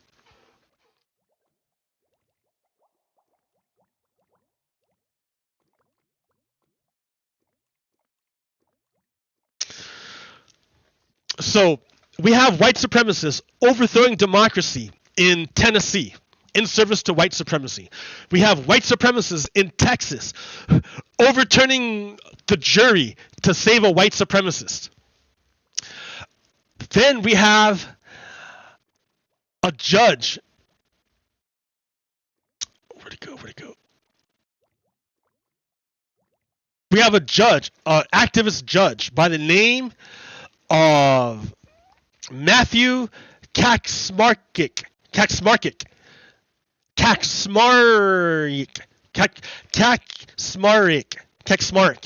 So activist white supremacist judge Matthew Kaczmarek decided a few days ago, on April 8th or whatever, that he knew better than doctors. He's like, yo, guy, I know way better than all these doctors. There's this medication. So let me read it. Right. In the most far-reaching court ruling on abortion since the Supreme Court overturned Roe v. Wade and robbed women of the constitutional right to an abortion last year, a federal judge in Texas has suspended the Food and Drug Administration's approval of mifepristone, the first of a 2-drug regimen taken as part of a medication abortion. U.S. District Court Judge Matthew J. Kaczmarek on Friday ordered the preliminary injunction on mifepristone in a ruling on a land lawsuit filed by the Alliance of Anti-Abortion Groups and Doctors, claiming the FDA did not adequately study the drug before it was approved in 2000, and that using the medication is dangerous. They said, okay, reproductive rights advocates and doctors decried this decision that ignores 2 decades of safe use. Motherfuckers want to say, oh, this is a dangerous drug. Dude, we got 2 decades of it being safer than Tylenol. Why aren't you calling for overturning Tylenol? Oh, because it's not really about the safety of the medication. It's about white supremacy and controlling women. Of course. I mean, look where it came from. It came from fucking Texas, from a white supremacist judge. Of course.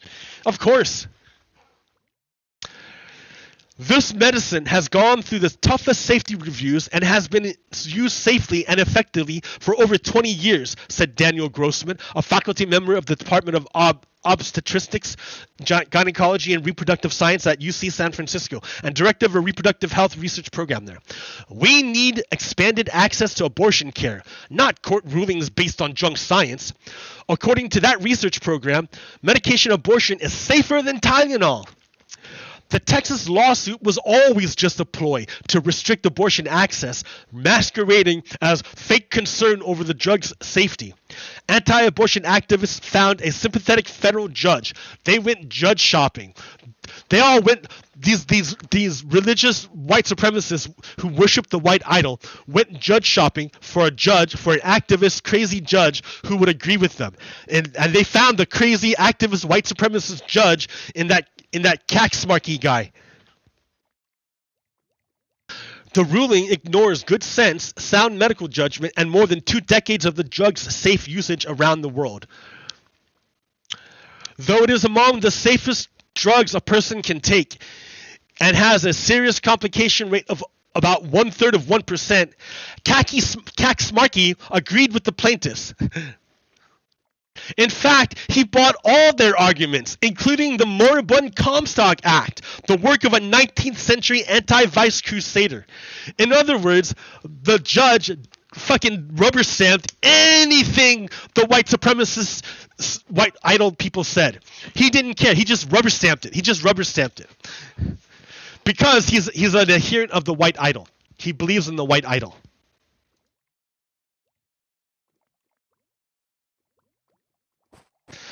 So we have multiple attacks by white supremacists.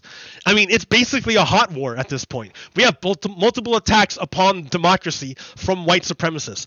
on multiple levels. In Texas, in Florida, in Tennessee, like all over the fucking place. North Carolina, all over the fucking place.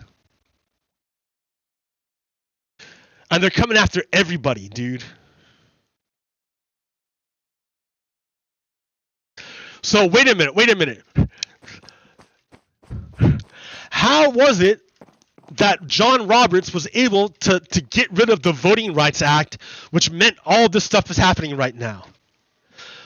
Well, that's because one of the judges, at least one of the judges on the Supreme Court, is corrupt.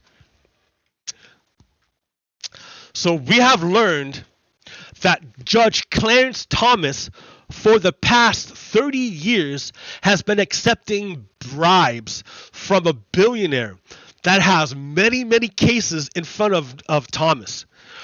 So, in other words, this billionaire is like, hey, Judge Thomas, let me give you a bunch of gifts. Isn't that so nice? Why don't you come with me to my private resort where I'll give you a lot of gifts? Isn't that nice of me? I'll feed you. I'll bathe you. I'll give you nice presents and make you feel real good. And by the way, why don't we hang out and I'll talk to you a little bit about these court cases that are coming up. How about it? And Judge Tom and Clarence Thomas is like, yeah, I like getting free shit from white supremacists. All right, let's do it.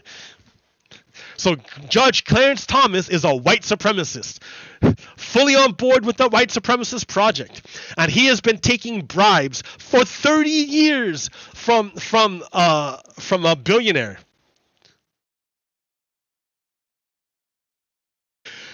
He did it so many times that the billionaire commissioned a fucking painting of it.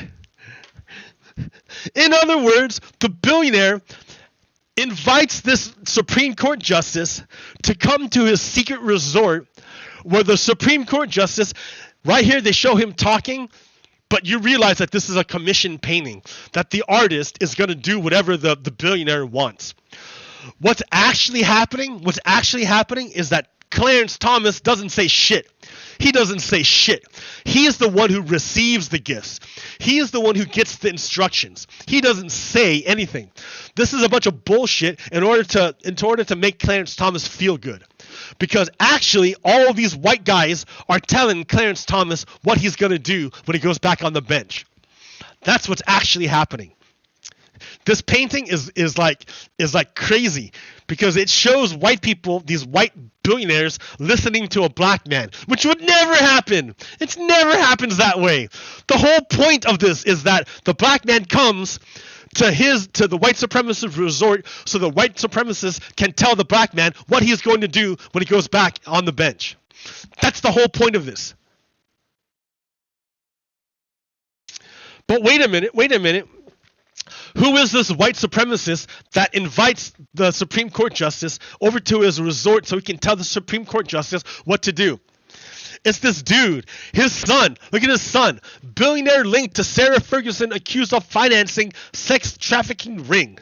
Trammell Crow Jr., the son, who reportedly met with the Duchesses on his Texas ranch this year, on the Duchess, faces a lawsuit from two women. The dude is engaged in sex trafficking, a la Jeffrey Epstein. Just like what's that guy's name? Donald Trump. No joke, dude. Clarence Thomas, in other words, Clarence Thomas hangs out with white people who own a sex trafficking ring.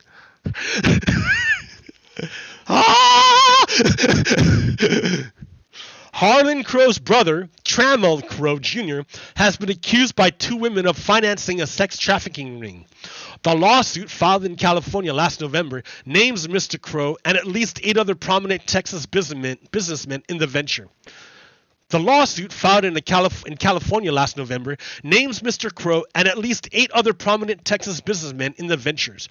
The filing claims the trafficking venture made one of the women became a virtual long-term sex slave and claims another woman was also beaten and raped.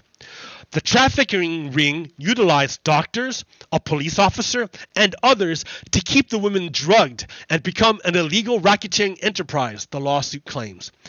It claims that Mr. Crow was involved at the very start of the trafficking ring in 2010, and he knew all the details of force, fraud, threat, and coercion.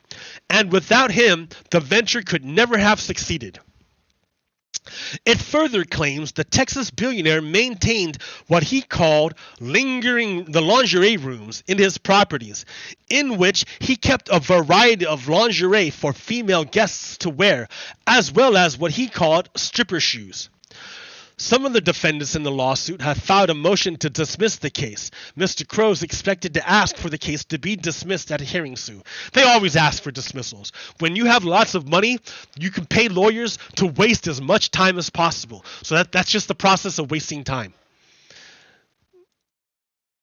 So more corruption. Harlan Crow made a $500,000 contribution to Jeannie Thomas's Liberty Central, in which turn paid her $120,000 a year salary. So the guy who invites over Clarence Thomas to his resort to tell him what to do also pays for Jeannie Thomas's salary. He gives her charity $500,000 a year, and then she pays herself $120,000 a year salary from that thing. It's total corruption, guys. The Supreme Court, Clarence Thomas is on the team of white supremacy. That calls into question every single one of his decisions. How many decisions have we had that were 5-4 and in favor of the Republicans? Do you know that Clarence Thomas, who was being bribed by billionaires, was one of the deciding votes that gave the presidency to George W. Bush? That led to the Iran-Afghanistan war. That led to the gutting of the Voting Rights Act, which led to the supermajority white supremacists in Tennessee kicking out the 2 black members of the legislature. It's all tied together. It's all one big disgusting line. That's why they don't want you to know about it. That's why they don't want you to see it, because it's all connected. It's all connected.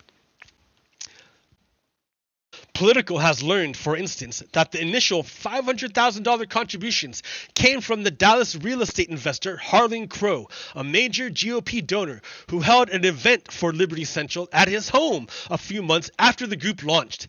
He also once gave Justice Thomas a $19,000 Frederick Douglass Bible as a gift, and donated $150,000 to build a new wing named for Thomas on a Savannah, Georgia library that Clarence Thomas visited frequently in his youth. So it's clear that Clarence Thomas has been bribed for 30 years by a white supremacist, and that Clarence Thomas changed his rulings to support white supremacy. The rise of George W. Bush to the presidency through the Supreme Court was because Clarence Thomas was receiving bribes from a white supremacist. The United States has been under attack from white supremacy since at least the year 2000. We have been at war with white supremacists since at least the year 2000, when they overthrew our democracy. Remember, white supremacists have no problem with their government, with the Confederate government. It's the American government they want to overthrow.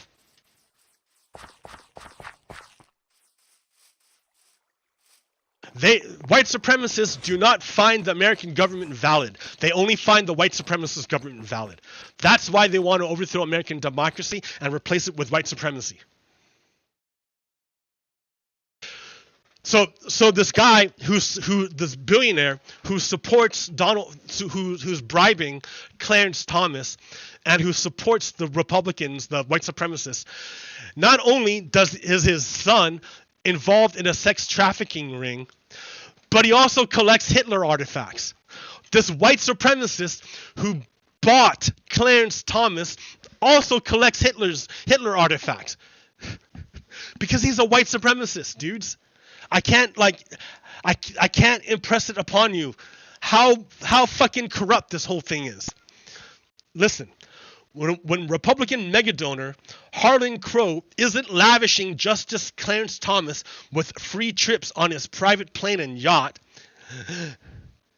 he lives a quiet life in Dallas among his historical collections.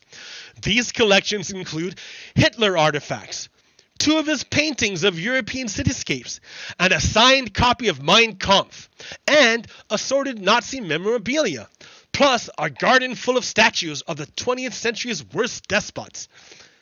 Crow, the billionaire heir to a real estate fortune, has said that he's filled his property with these mementos because he hates communism and fascism.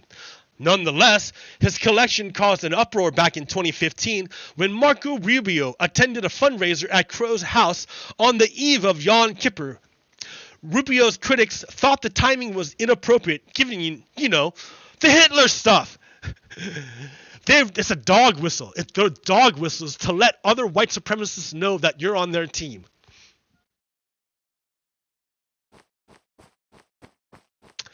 So the purpose of this, of my telling you all this, is to make sure that white people know that they are aware of the difference between racism and not racism. They're aware of it. I am force-feeding them the fruit of knowledge. I'm force-feeding them the fruit of knowledge. You don't have an excuse. You're aware of white supremacy in the United States. You cannot say that you don't have the original sin. You can't say it anymore. Because if you live in this house, you have you benefit from white supremacy. If you live in the United States and you're white, you benefit from white supremacy. Therefore, even if your family isn't from here, you are obliged to take care of it.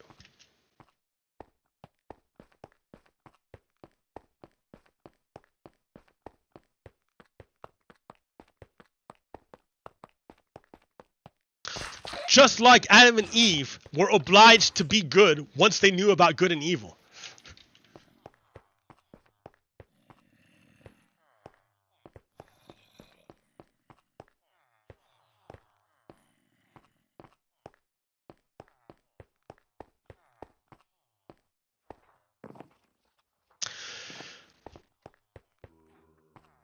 So, to get back to original sin. So let's pretend that this trading hall was built by slaves. Let's just pretend, right? It was built by slaves like 10 years ago. Okay, this whole thing was built by slaves 10 years ago. And then everyone went away and then they stopped using slavery. Let's pretend. And then I show up, right? I show up. La la la la la la la. Here I am. Oh, look at this big building. Look at this big building. And I walk in. And I'm in this big building. Oh my God, look at this big building. The 4 walls will protect me from enemies. Look at this nice building. It will shelter me from the environment. It will shelter me from the elements. Look at all these people who live in this big building. Look at all the good things that they can do with the protection of the big building. Isn't that nice? The question is, am I responsible for the slavery? And I'm here, right? I live here now. I live here. I talk to all the villagers. I get lots of experience. I get lots of emeralds. I get lots of goods. I get lots of services. I love it. I do really, really good living here in this building. However, I am now aware that this building was created through genocide, through slavery and genocide. I am aware that this building was built through unjust means. Because I'm aware that this building was created through unjust means, am I responsible for the slavery that built this building? Am I responsible for the slavery that built this building? The answer is yes.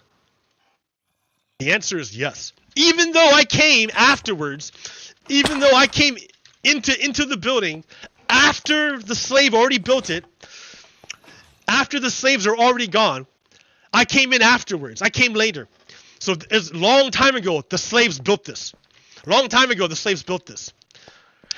And I live here now. Now that the slaves are gone, and those people are all gone and dead. All those people are gone. Everyone who was involved in building this thing is gone and dead. And they're dead. They're gone. And I live here now. I get benefit from living here. I make money living here. I am protected living here. I can make a future living here. I have children living here. I live here. Am I responsible for the slavery that built the thing I live in? Yes. Yes. What is my responsibility? My responsibility is to make sure that everyone else knows that this was built in an unjust place. My responsibility is to know that that this building was built unjustly for the express purpose of excluding the people who built it. It was built for the express purpose of excluding the people who made it. On land, it was built on the land for the express purpose of excluding the people whose land it was built upon. Therefore, since I'm aware of all this stuff, because I'm aware of all of this knowledge, because I know, I am responsible. My responsibility is to make sure other people know, and to make sure that the benefit derived out of this thing goes back to the people who created it. My responsibility is to make sure that the fruits of this institution are given justly to the people who deserve it. Justice. Justice. I have to do justice. My responsibility is I have to do justice. Because I live here.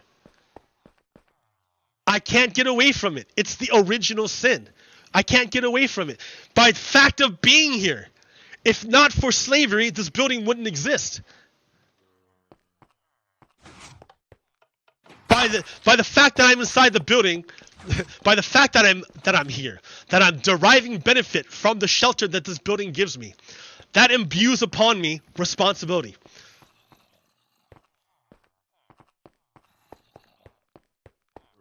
To ensure that the fruits of this institution are shared by everyone, that everyone has liberty and justice. Everyone has liberty and justice. And recall that there are people who don't abide by Judeo-Christian ideology. They follow the white idol. So they're idol worshippers. They'll confuse, they blend in. They try to blend in with the rest of us by calling themselves Christian and by using the same words. But they're not the same thing. They're not the same thing. They don't actually listen to Jesus. They don't actually follow the words of Jesus. What they do is they take a book and they use the book to justify any behaviors they want. Because they'll say, oh, the rules say this, therefore that. And they'll interpret any rule they want to say whatever they want. Because they follow the white idol and not actually Jesus. So those people will be fighting against you. Those people do not want white people to be aware of white supremacy. Those people do not want other white people to be aware of their responsibility. They want to hide all of our history. They want to pretend it never happened, that this building was just magically here, and oh well, if people aren't getting benefit, it's their fault and not our fault. That's what they want to say. The worshippers of the white idol want to totally absolve themselves of the original sin without doing anything. And because they don't believe in it, because they follow the white idol.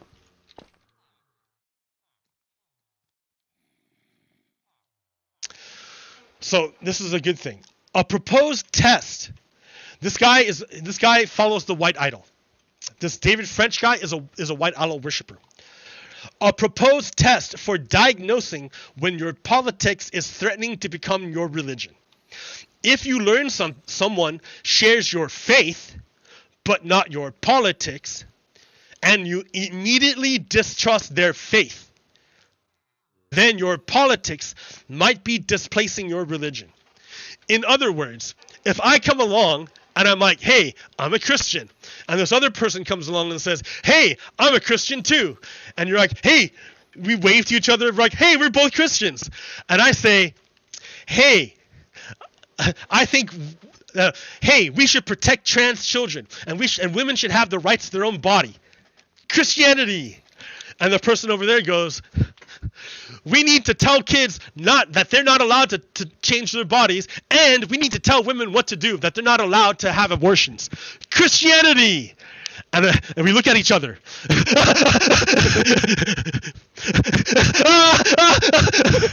Wait a minute.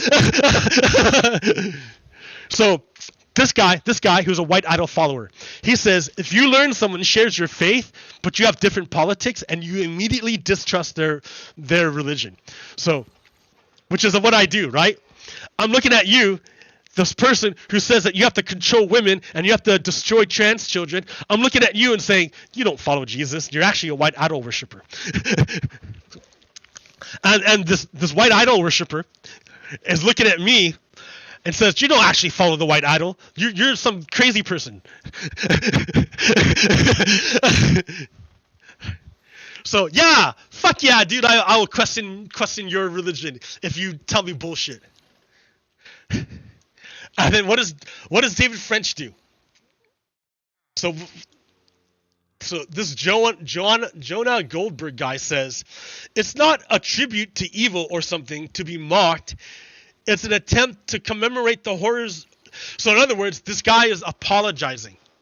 This guy is apologizing for the Hitler. Remember I told you that Crow billionaire dude?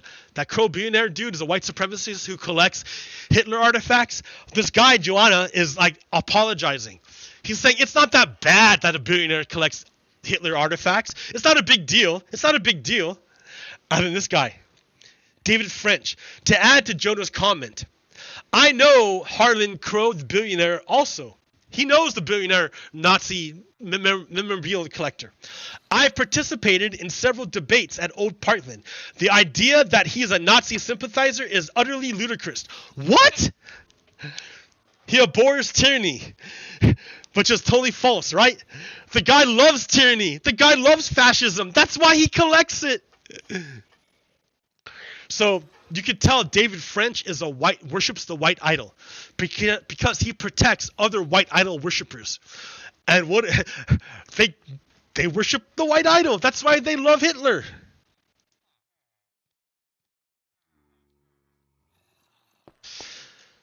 Holy shit, dudes. So I've been going for like 2 hours now.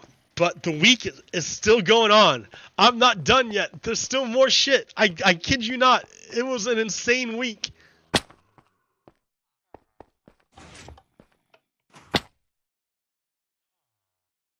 Hmm. 2 hour mark. Let me get some coffee, right? So I'm still here. I'm gonna get some coffee. You can watch the sunrise. Oh, holy shit, dude. I'm tired, but I'm kind of. I think we've reached an inflection point. I can't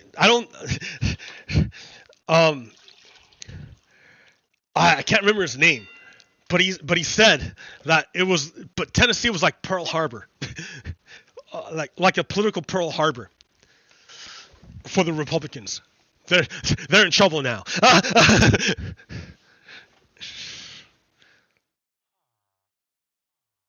I totally want an intermission, dude. Come on, give me an intermission. 2 hours. I went fucking 2 hours. Give me a break. All right, I'm gonna do an intermission. A 5-minute intermission. Okay. I will be back. Be back here. I'll type it here. I can't type it there. I gotta type it in this one. I'm gonna give myself a 5-minute intermission. I gotta pee and other stuff and I'm getting lightheaded. So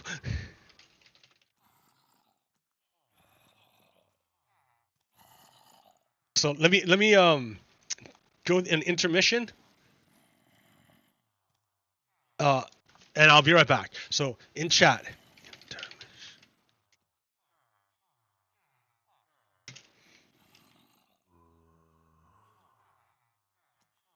All right, there it is. All right, I'll be right back. Intermission.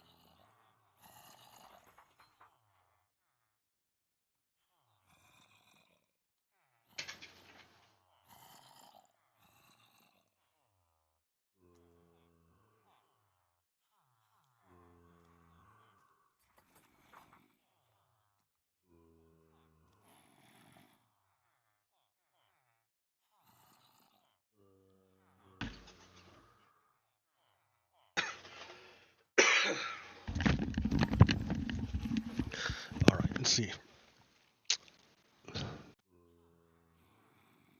All right, I'm back. I just had to pee. Pee and more coffee. All right. Okay, so what else we got here? Yo, I'm telling you, dude, we're in a crazy time. So,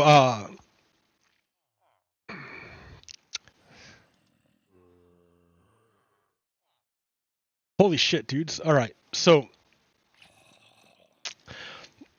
understand, right? The argument that unregulated gun ownership saves us from tyranny is over. We are now under a tyranny of unregulated gun owners. Fact. When mass shootings happened and the state legislature will throw out the members who want change instead of addressing the problem, that's when you know you live in a white supremacy government.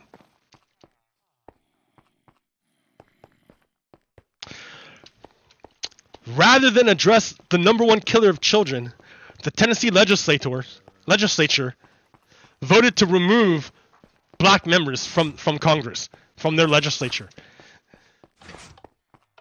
They reinforced white supremacy instead of addressing gun control, because guns are literally tied to white supremacy.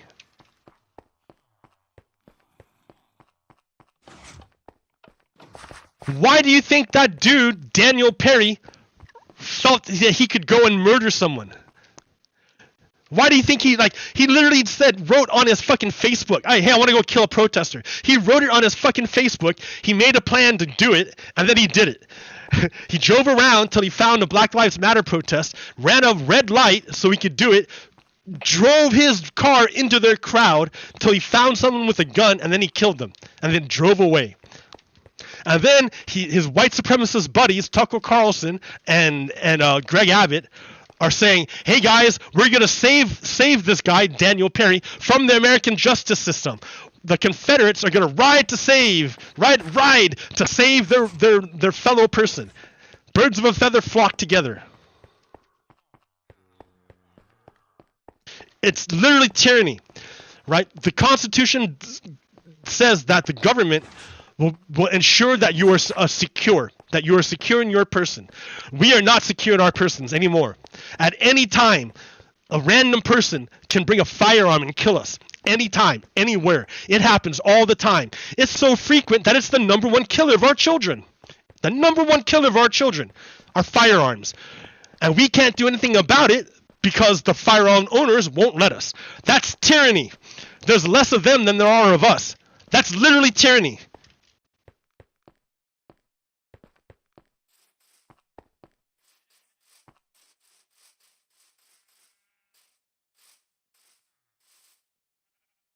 And the interesting thing is that you will find that of all the gun owners who don't want to make any changes, 99% of them are white supremacists.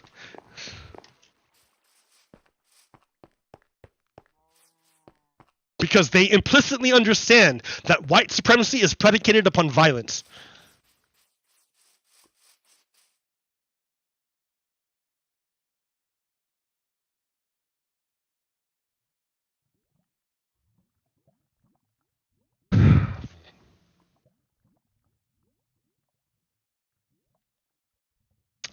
Let's see.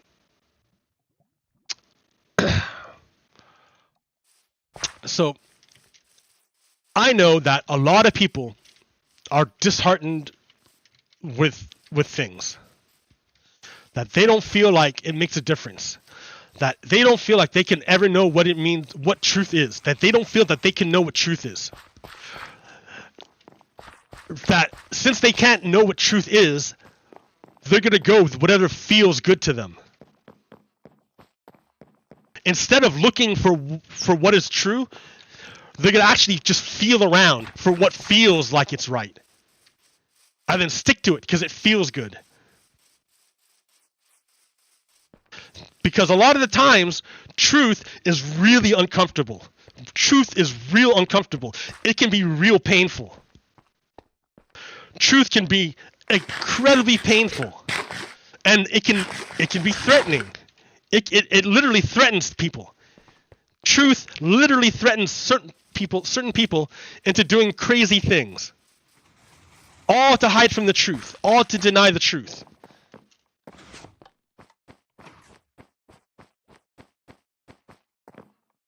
So for those people who have given up, who they think, oh, I can't ever know what it means to be true. Both sides are the same.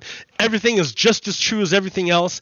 It doesn't matter. I'm just going to go with whatever feels good. Oh, look, Donald Trump makes me feel good. He says all the things I like him to say. He reaffirms all my biases. He reaffirms all the things I want. So, yeah, sure, Donald Trump is a natural leader for demoralized people who have given up on the idea of truth. So, but remember, who was Donald Trump? Look at the people he surrounds himself with. Right? This is his accountant of Alan Weisselberg. Alan Weisselberg is the accountant for Donald Trump at Trump organization. He's in prison because he committed a felony. He falsified documents. He falsified business documents. He signed off on things that he knew were false. He signed papers that said to the IRS that Trump properties were worthless. And then he signed off on other papers to the bank that said that way Trump didn't have to pay any taxes to the government. And then Alan Weisselberg signed off on papers to the bank that said Trump properties were worth billions of dollars. Therefore, it's okay to give Trump a huge loan because he has lots of collateral to back it up. He lied. Alan Weisselberg lied in order to get Donald Trump more money. And now he's in prison. His number one accountant in prison. Donald Trump's number one accountant. And then Paul Manafort. Who's Paul Manafort? Paul Manafort works for Russian oligarchs. Before he came to the United States, he was working in Ukraine to get a guy elected by the name of Viktor Yanukovych. Viktor Yanukovych was the puppet from Russia that Vladimir Putin wanted to put into office in Ukraine so that he could take over Ukraine the same way he took over Belarus, through corruption. So that's what Paul Manafort did. So Paul Manafort, while he was over there, he was the campaign manager for Viktor Yanukovych, and Viktor Yanukovych's opponent was this woman who was well loved by Ukrainians. So Paul Manafort came up with this idea to just make up a whole bunch of lies and paint the other person as dirty and corrupt. And he started this chant over in Ukraine. He started this chant. It said, "Lock her up. Lock her up," in Ukraine. Yeah. And what happened was it really worked, because in Ukraine, it was at that time, they were under major attack from Russia. Psychological attack. It's not always, remember, information warfare is a real thing. And they were under intense information warfare in Ukraine. Intense. Like super intense information warfare in Ukraine. So the people in Ukraine got confused, and they elected at first the Russian puppet, Yanukovych, right? But he turned out to be a bad guy. He's pulling Ukraine into Russia, and the Ukrainian people are like, "No, dude, we want to go to Europe. What are you pulling us into Russia for? We had to fight to get rid of Russia. Why are you pulling us back?" And Yanukovych was like, "Fuck you all. I'm going to do it." So the Ukrainian people staged a revolution, had a revolution.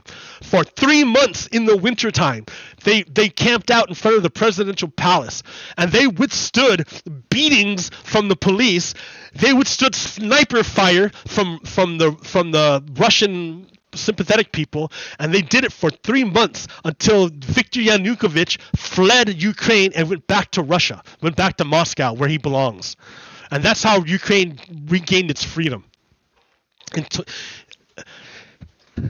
Woo! Okay. But before all of that, it was Paul Manafort.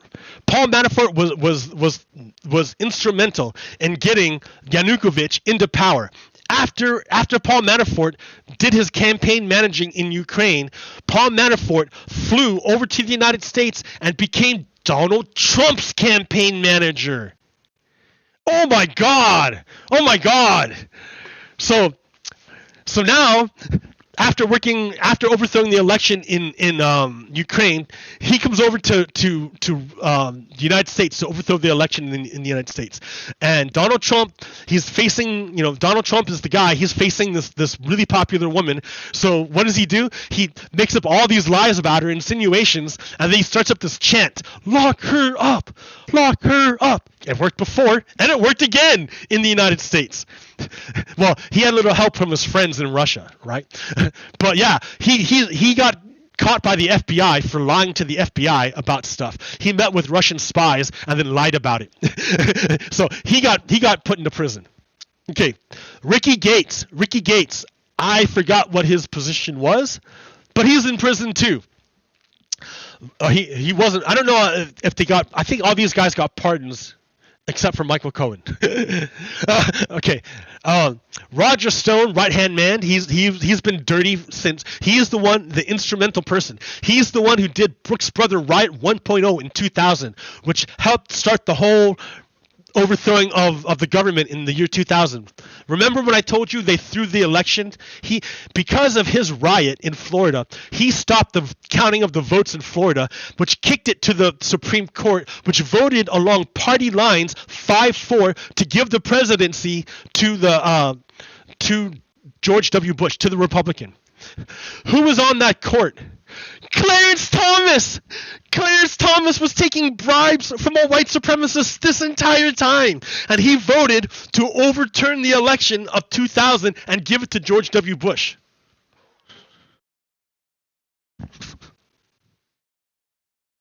Roger Stone was key to that. He would also go on to help Donald Trump try to overthrow to do the insurrection in 2021, January 6, 2021. All right, Steve Bannon.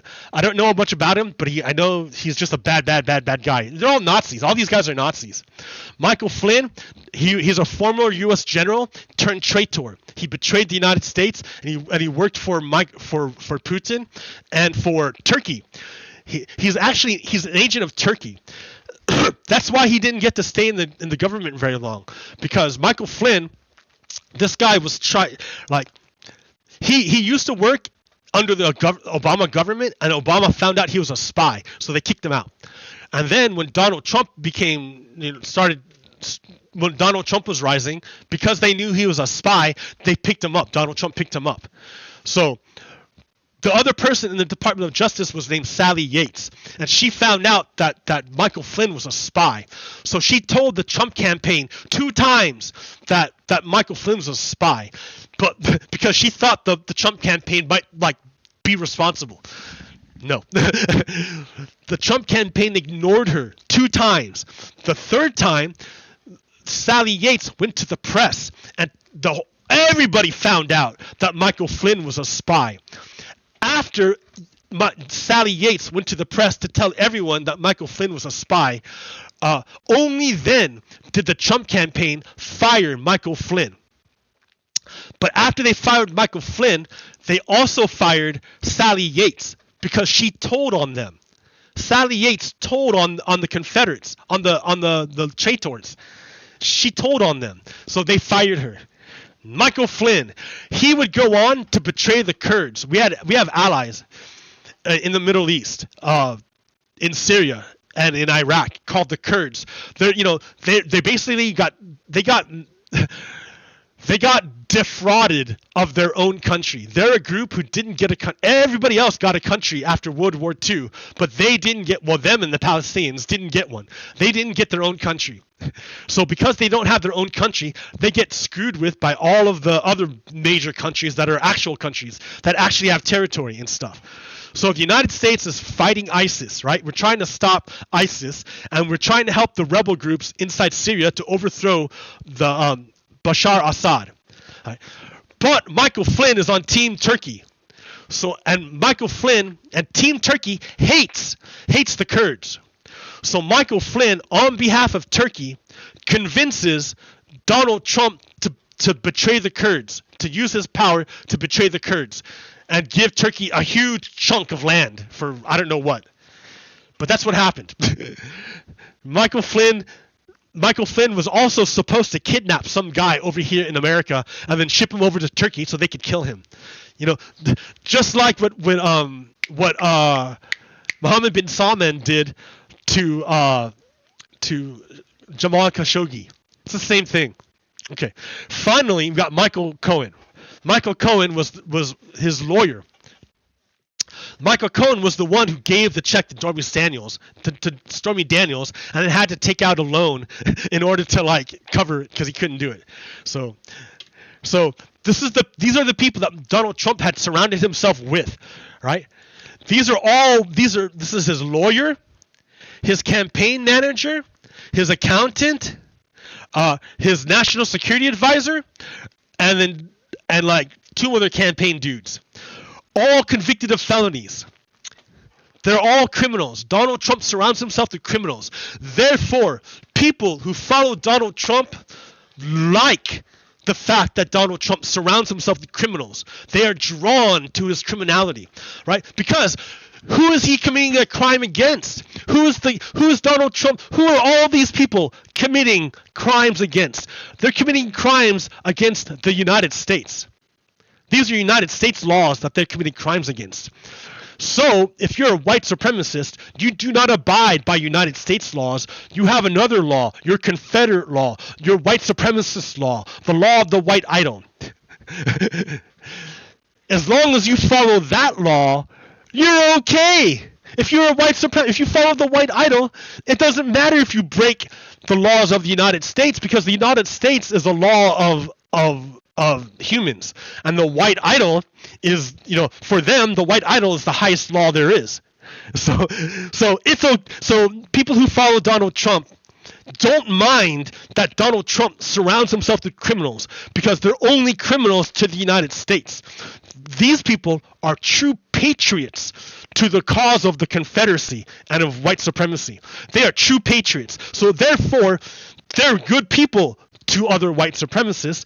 They will overlook these other earthly crimes, quote quote, because they're crimes of the United States.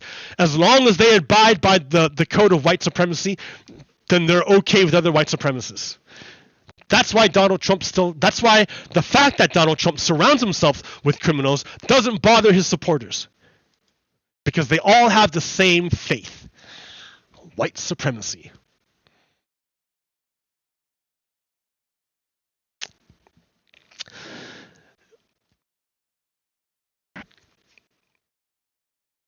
Okay, so we got Donald Trump not only paid money to Stormy Daniels, but also paid money to Ken McDougal.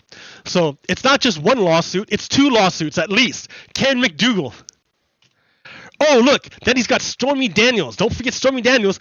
Ken McDougal, Stormy Daniels. He paid money to have sex with these women. He paid money to have sex with these women. That's what he did. Donald Trump did. And then he covered it up, and he lied, and he did elaborate schemes to keep that fact hidden from everybody. But also, don't forget, Jean Carroll. He also assaulted Jean Carroll. He didn't pay her money. He didn't give her anything. He just took what he thought he was his with Jean Carroll. Remember what Donald Trump said: when you're a star, you can do anything. Grab them by the pussy. Donald Trump said it. He puts that to practice. And that's what he did to Jean Carroll. He raped Jean Carroll. And Jean Carroll took him to court. But he is using all his wealth to delay. Because when you're wealthy in the United States, you can afford delay. That's what wealth does for you. You can afford to do anything.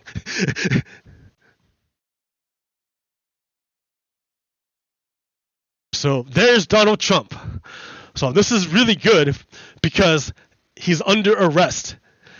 It's, I think, the first time he's actually going to personally face consequences for his actions. This is historic. We've never had a president arrested for a felony before. This is the first. Well, Donald Trump is the first president for a lot of things. He's the first president to be impeached twice. He's the first president to lose. He's the first president to lose both popular votes. What else? What other firsts are he? First to lose both popular votes. First to be impeached twice. First to be arrested for a felony.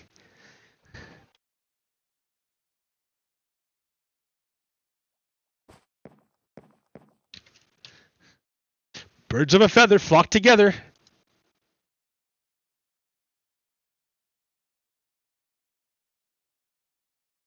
All right. That was a lot. Oh yeah, hey, check it out.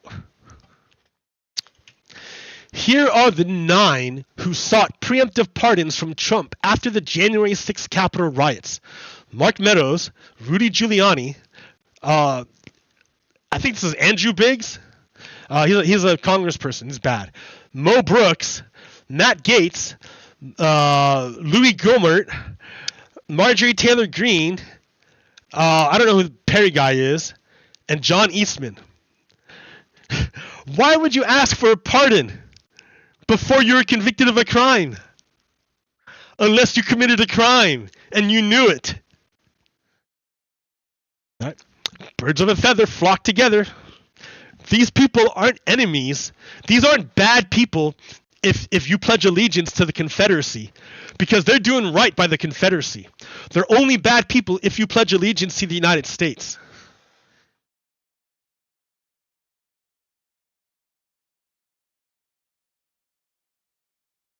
These are not bad people if you pledge allegiance to the Confederacy. But these are bad people if you pledge allegiance to the United States.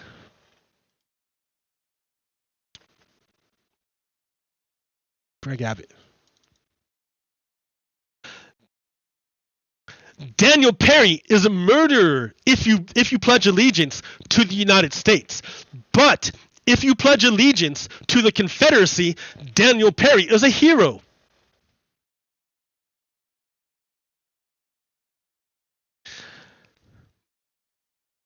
So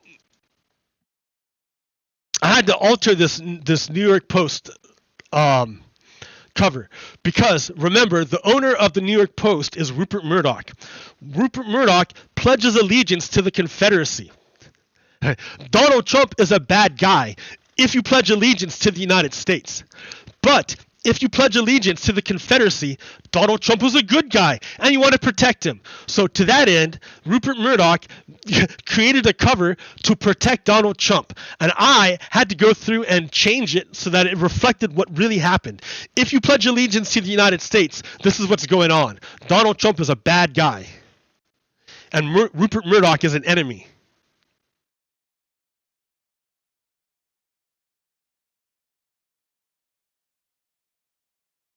Okay, real quick. McCarthy Zelensky. So remember, McCarthy is now the Speaker of the House. So it's important that he's able to conduct kind of diplomacy on his own end, right? So it's important to see what he does and where he goes. Just like the way Donald Trump did his diplomacy. If you watch Donald Trump shat on all of democracies, and he was real buddy with all the dictatorships. So that tells you the what kind of diplomacy that Donald Trump is interested in. All right. So then you look at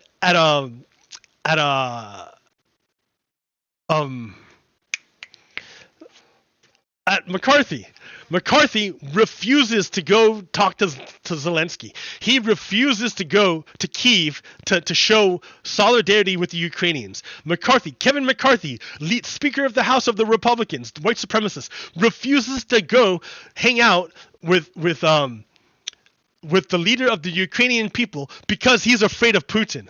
However, McCarthy has no problem hanging out with the leader of Taiwan.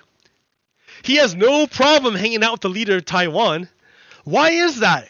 He's like he's not afraid of Xi, but he is afraid of Russia, of Putin.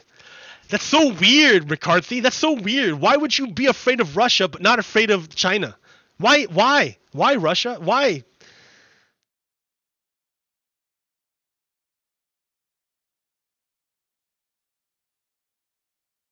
All right, this last little bit is kind of hard because I get down to the nitty-gritty of stuff about reflexive control, but I don't want to do it because it's really hard, and I've been going for a while.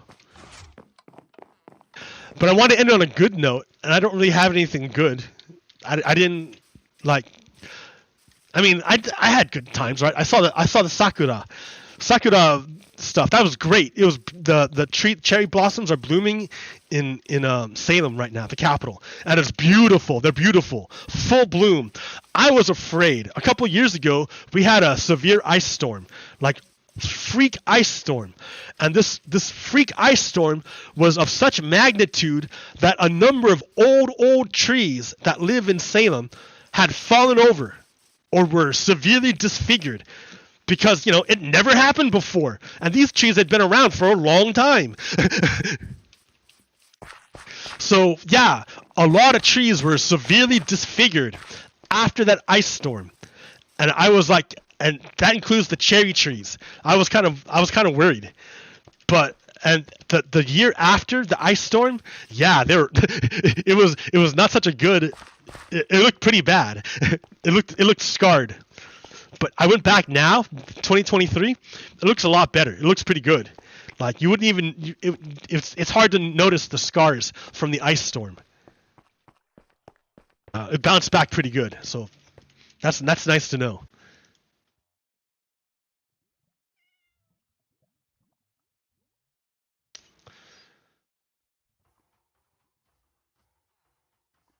Yeah.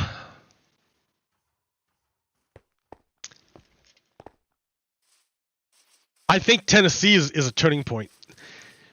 It's a rallying call. At this point, there's no more fig leaf left for white supremacists. There's no fig leaf. There's no fig leaf. Call a white supremacist a white supremacist. Are you? Oh, you call yourself a Republican? You mean white supremacist?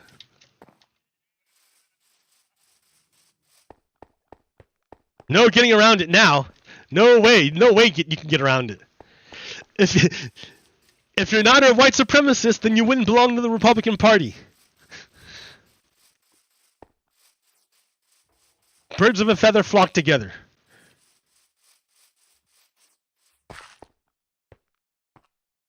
All right, guys. I think that's pretty good. We're coming up to something really, really big, and it's gonna be a crazy year. I think. I mean, man, think of this as like the opening salvo to the 2024 election, because that 2024 election is gonna be massive. It's gonna shape the whole direction of the entire world. And we only have 7 years to really, really do something about climate change. Like, already, like, we have whales dying and washing ashore. Already. We have to do something. And I already told you what I thought, right? I already told you. It's Senate Bill 4242. Molten salt reactor. That's what we need to do. Moonshot it. Anyways. Okay, America. Hang in there, guys. Hang in there. They would not do this. They would not be so blatant and open unless they were totally panicked and afraid. Like, no longer can it takes energy. It's not free for them to put up the facade as if nothing's happening. You know, that to pretend that things are cool. It takes some energy. They have to work out how they're going to act in order to make it happen. To make you believe that they're sincere about, or they're not really racist. They have to hide their racism, but it takes energy, and the harder you fight, the less energy they have to put up the facade that they're not really racist. When it gets to a certain point that they have to use all their energy to move forward, they have no spare energy for the facade. Their mask drops, and they're just who they are. They're just straight racists. That's what happened in Tennessee. They have no more energy. They can't pretend anymore. They're just straight up Nazis. They're straight up fucking Confederates. You know who they pledge allegiance to, and it's not the United States. So, until next time, America. Peace. Pogo Kiddo out. Stop.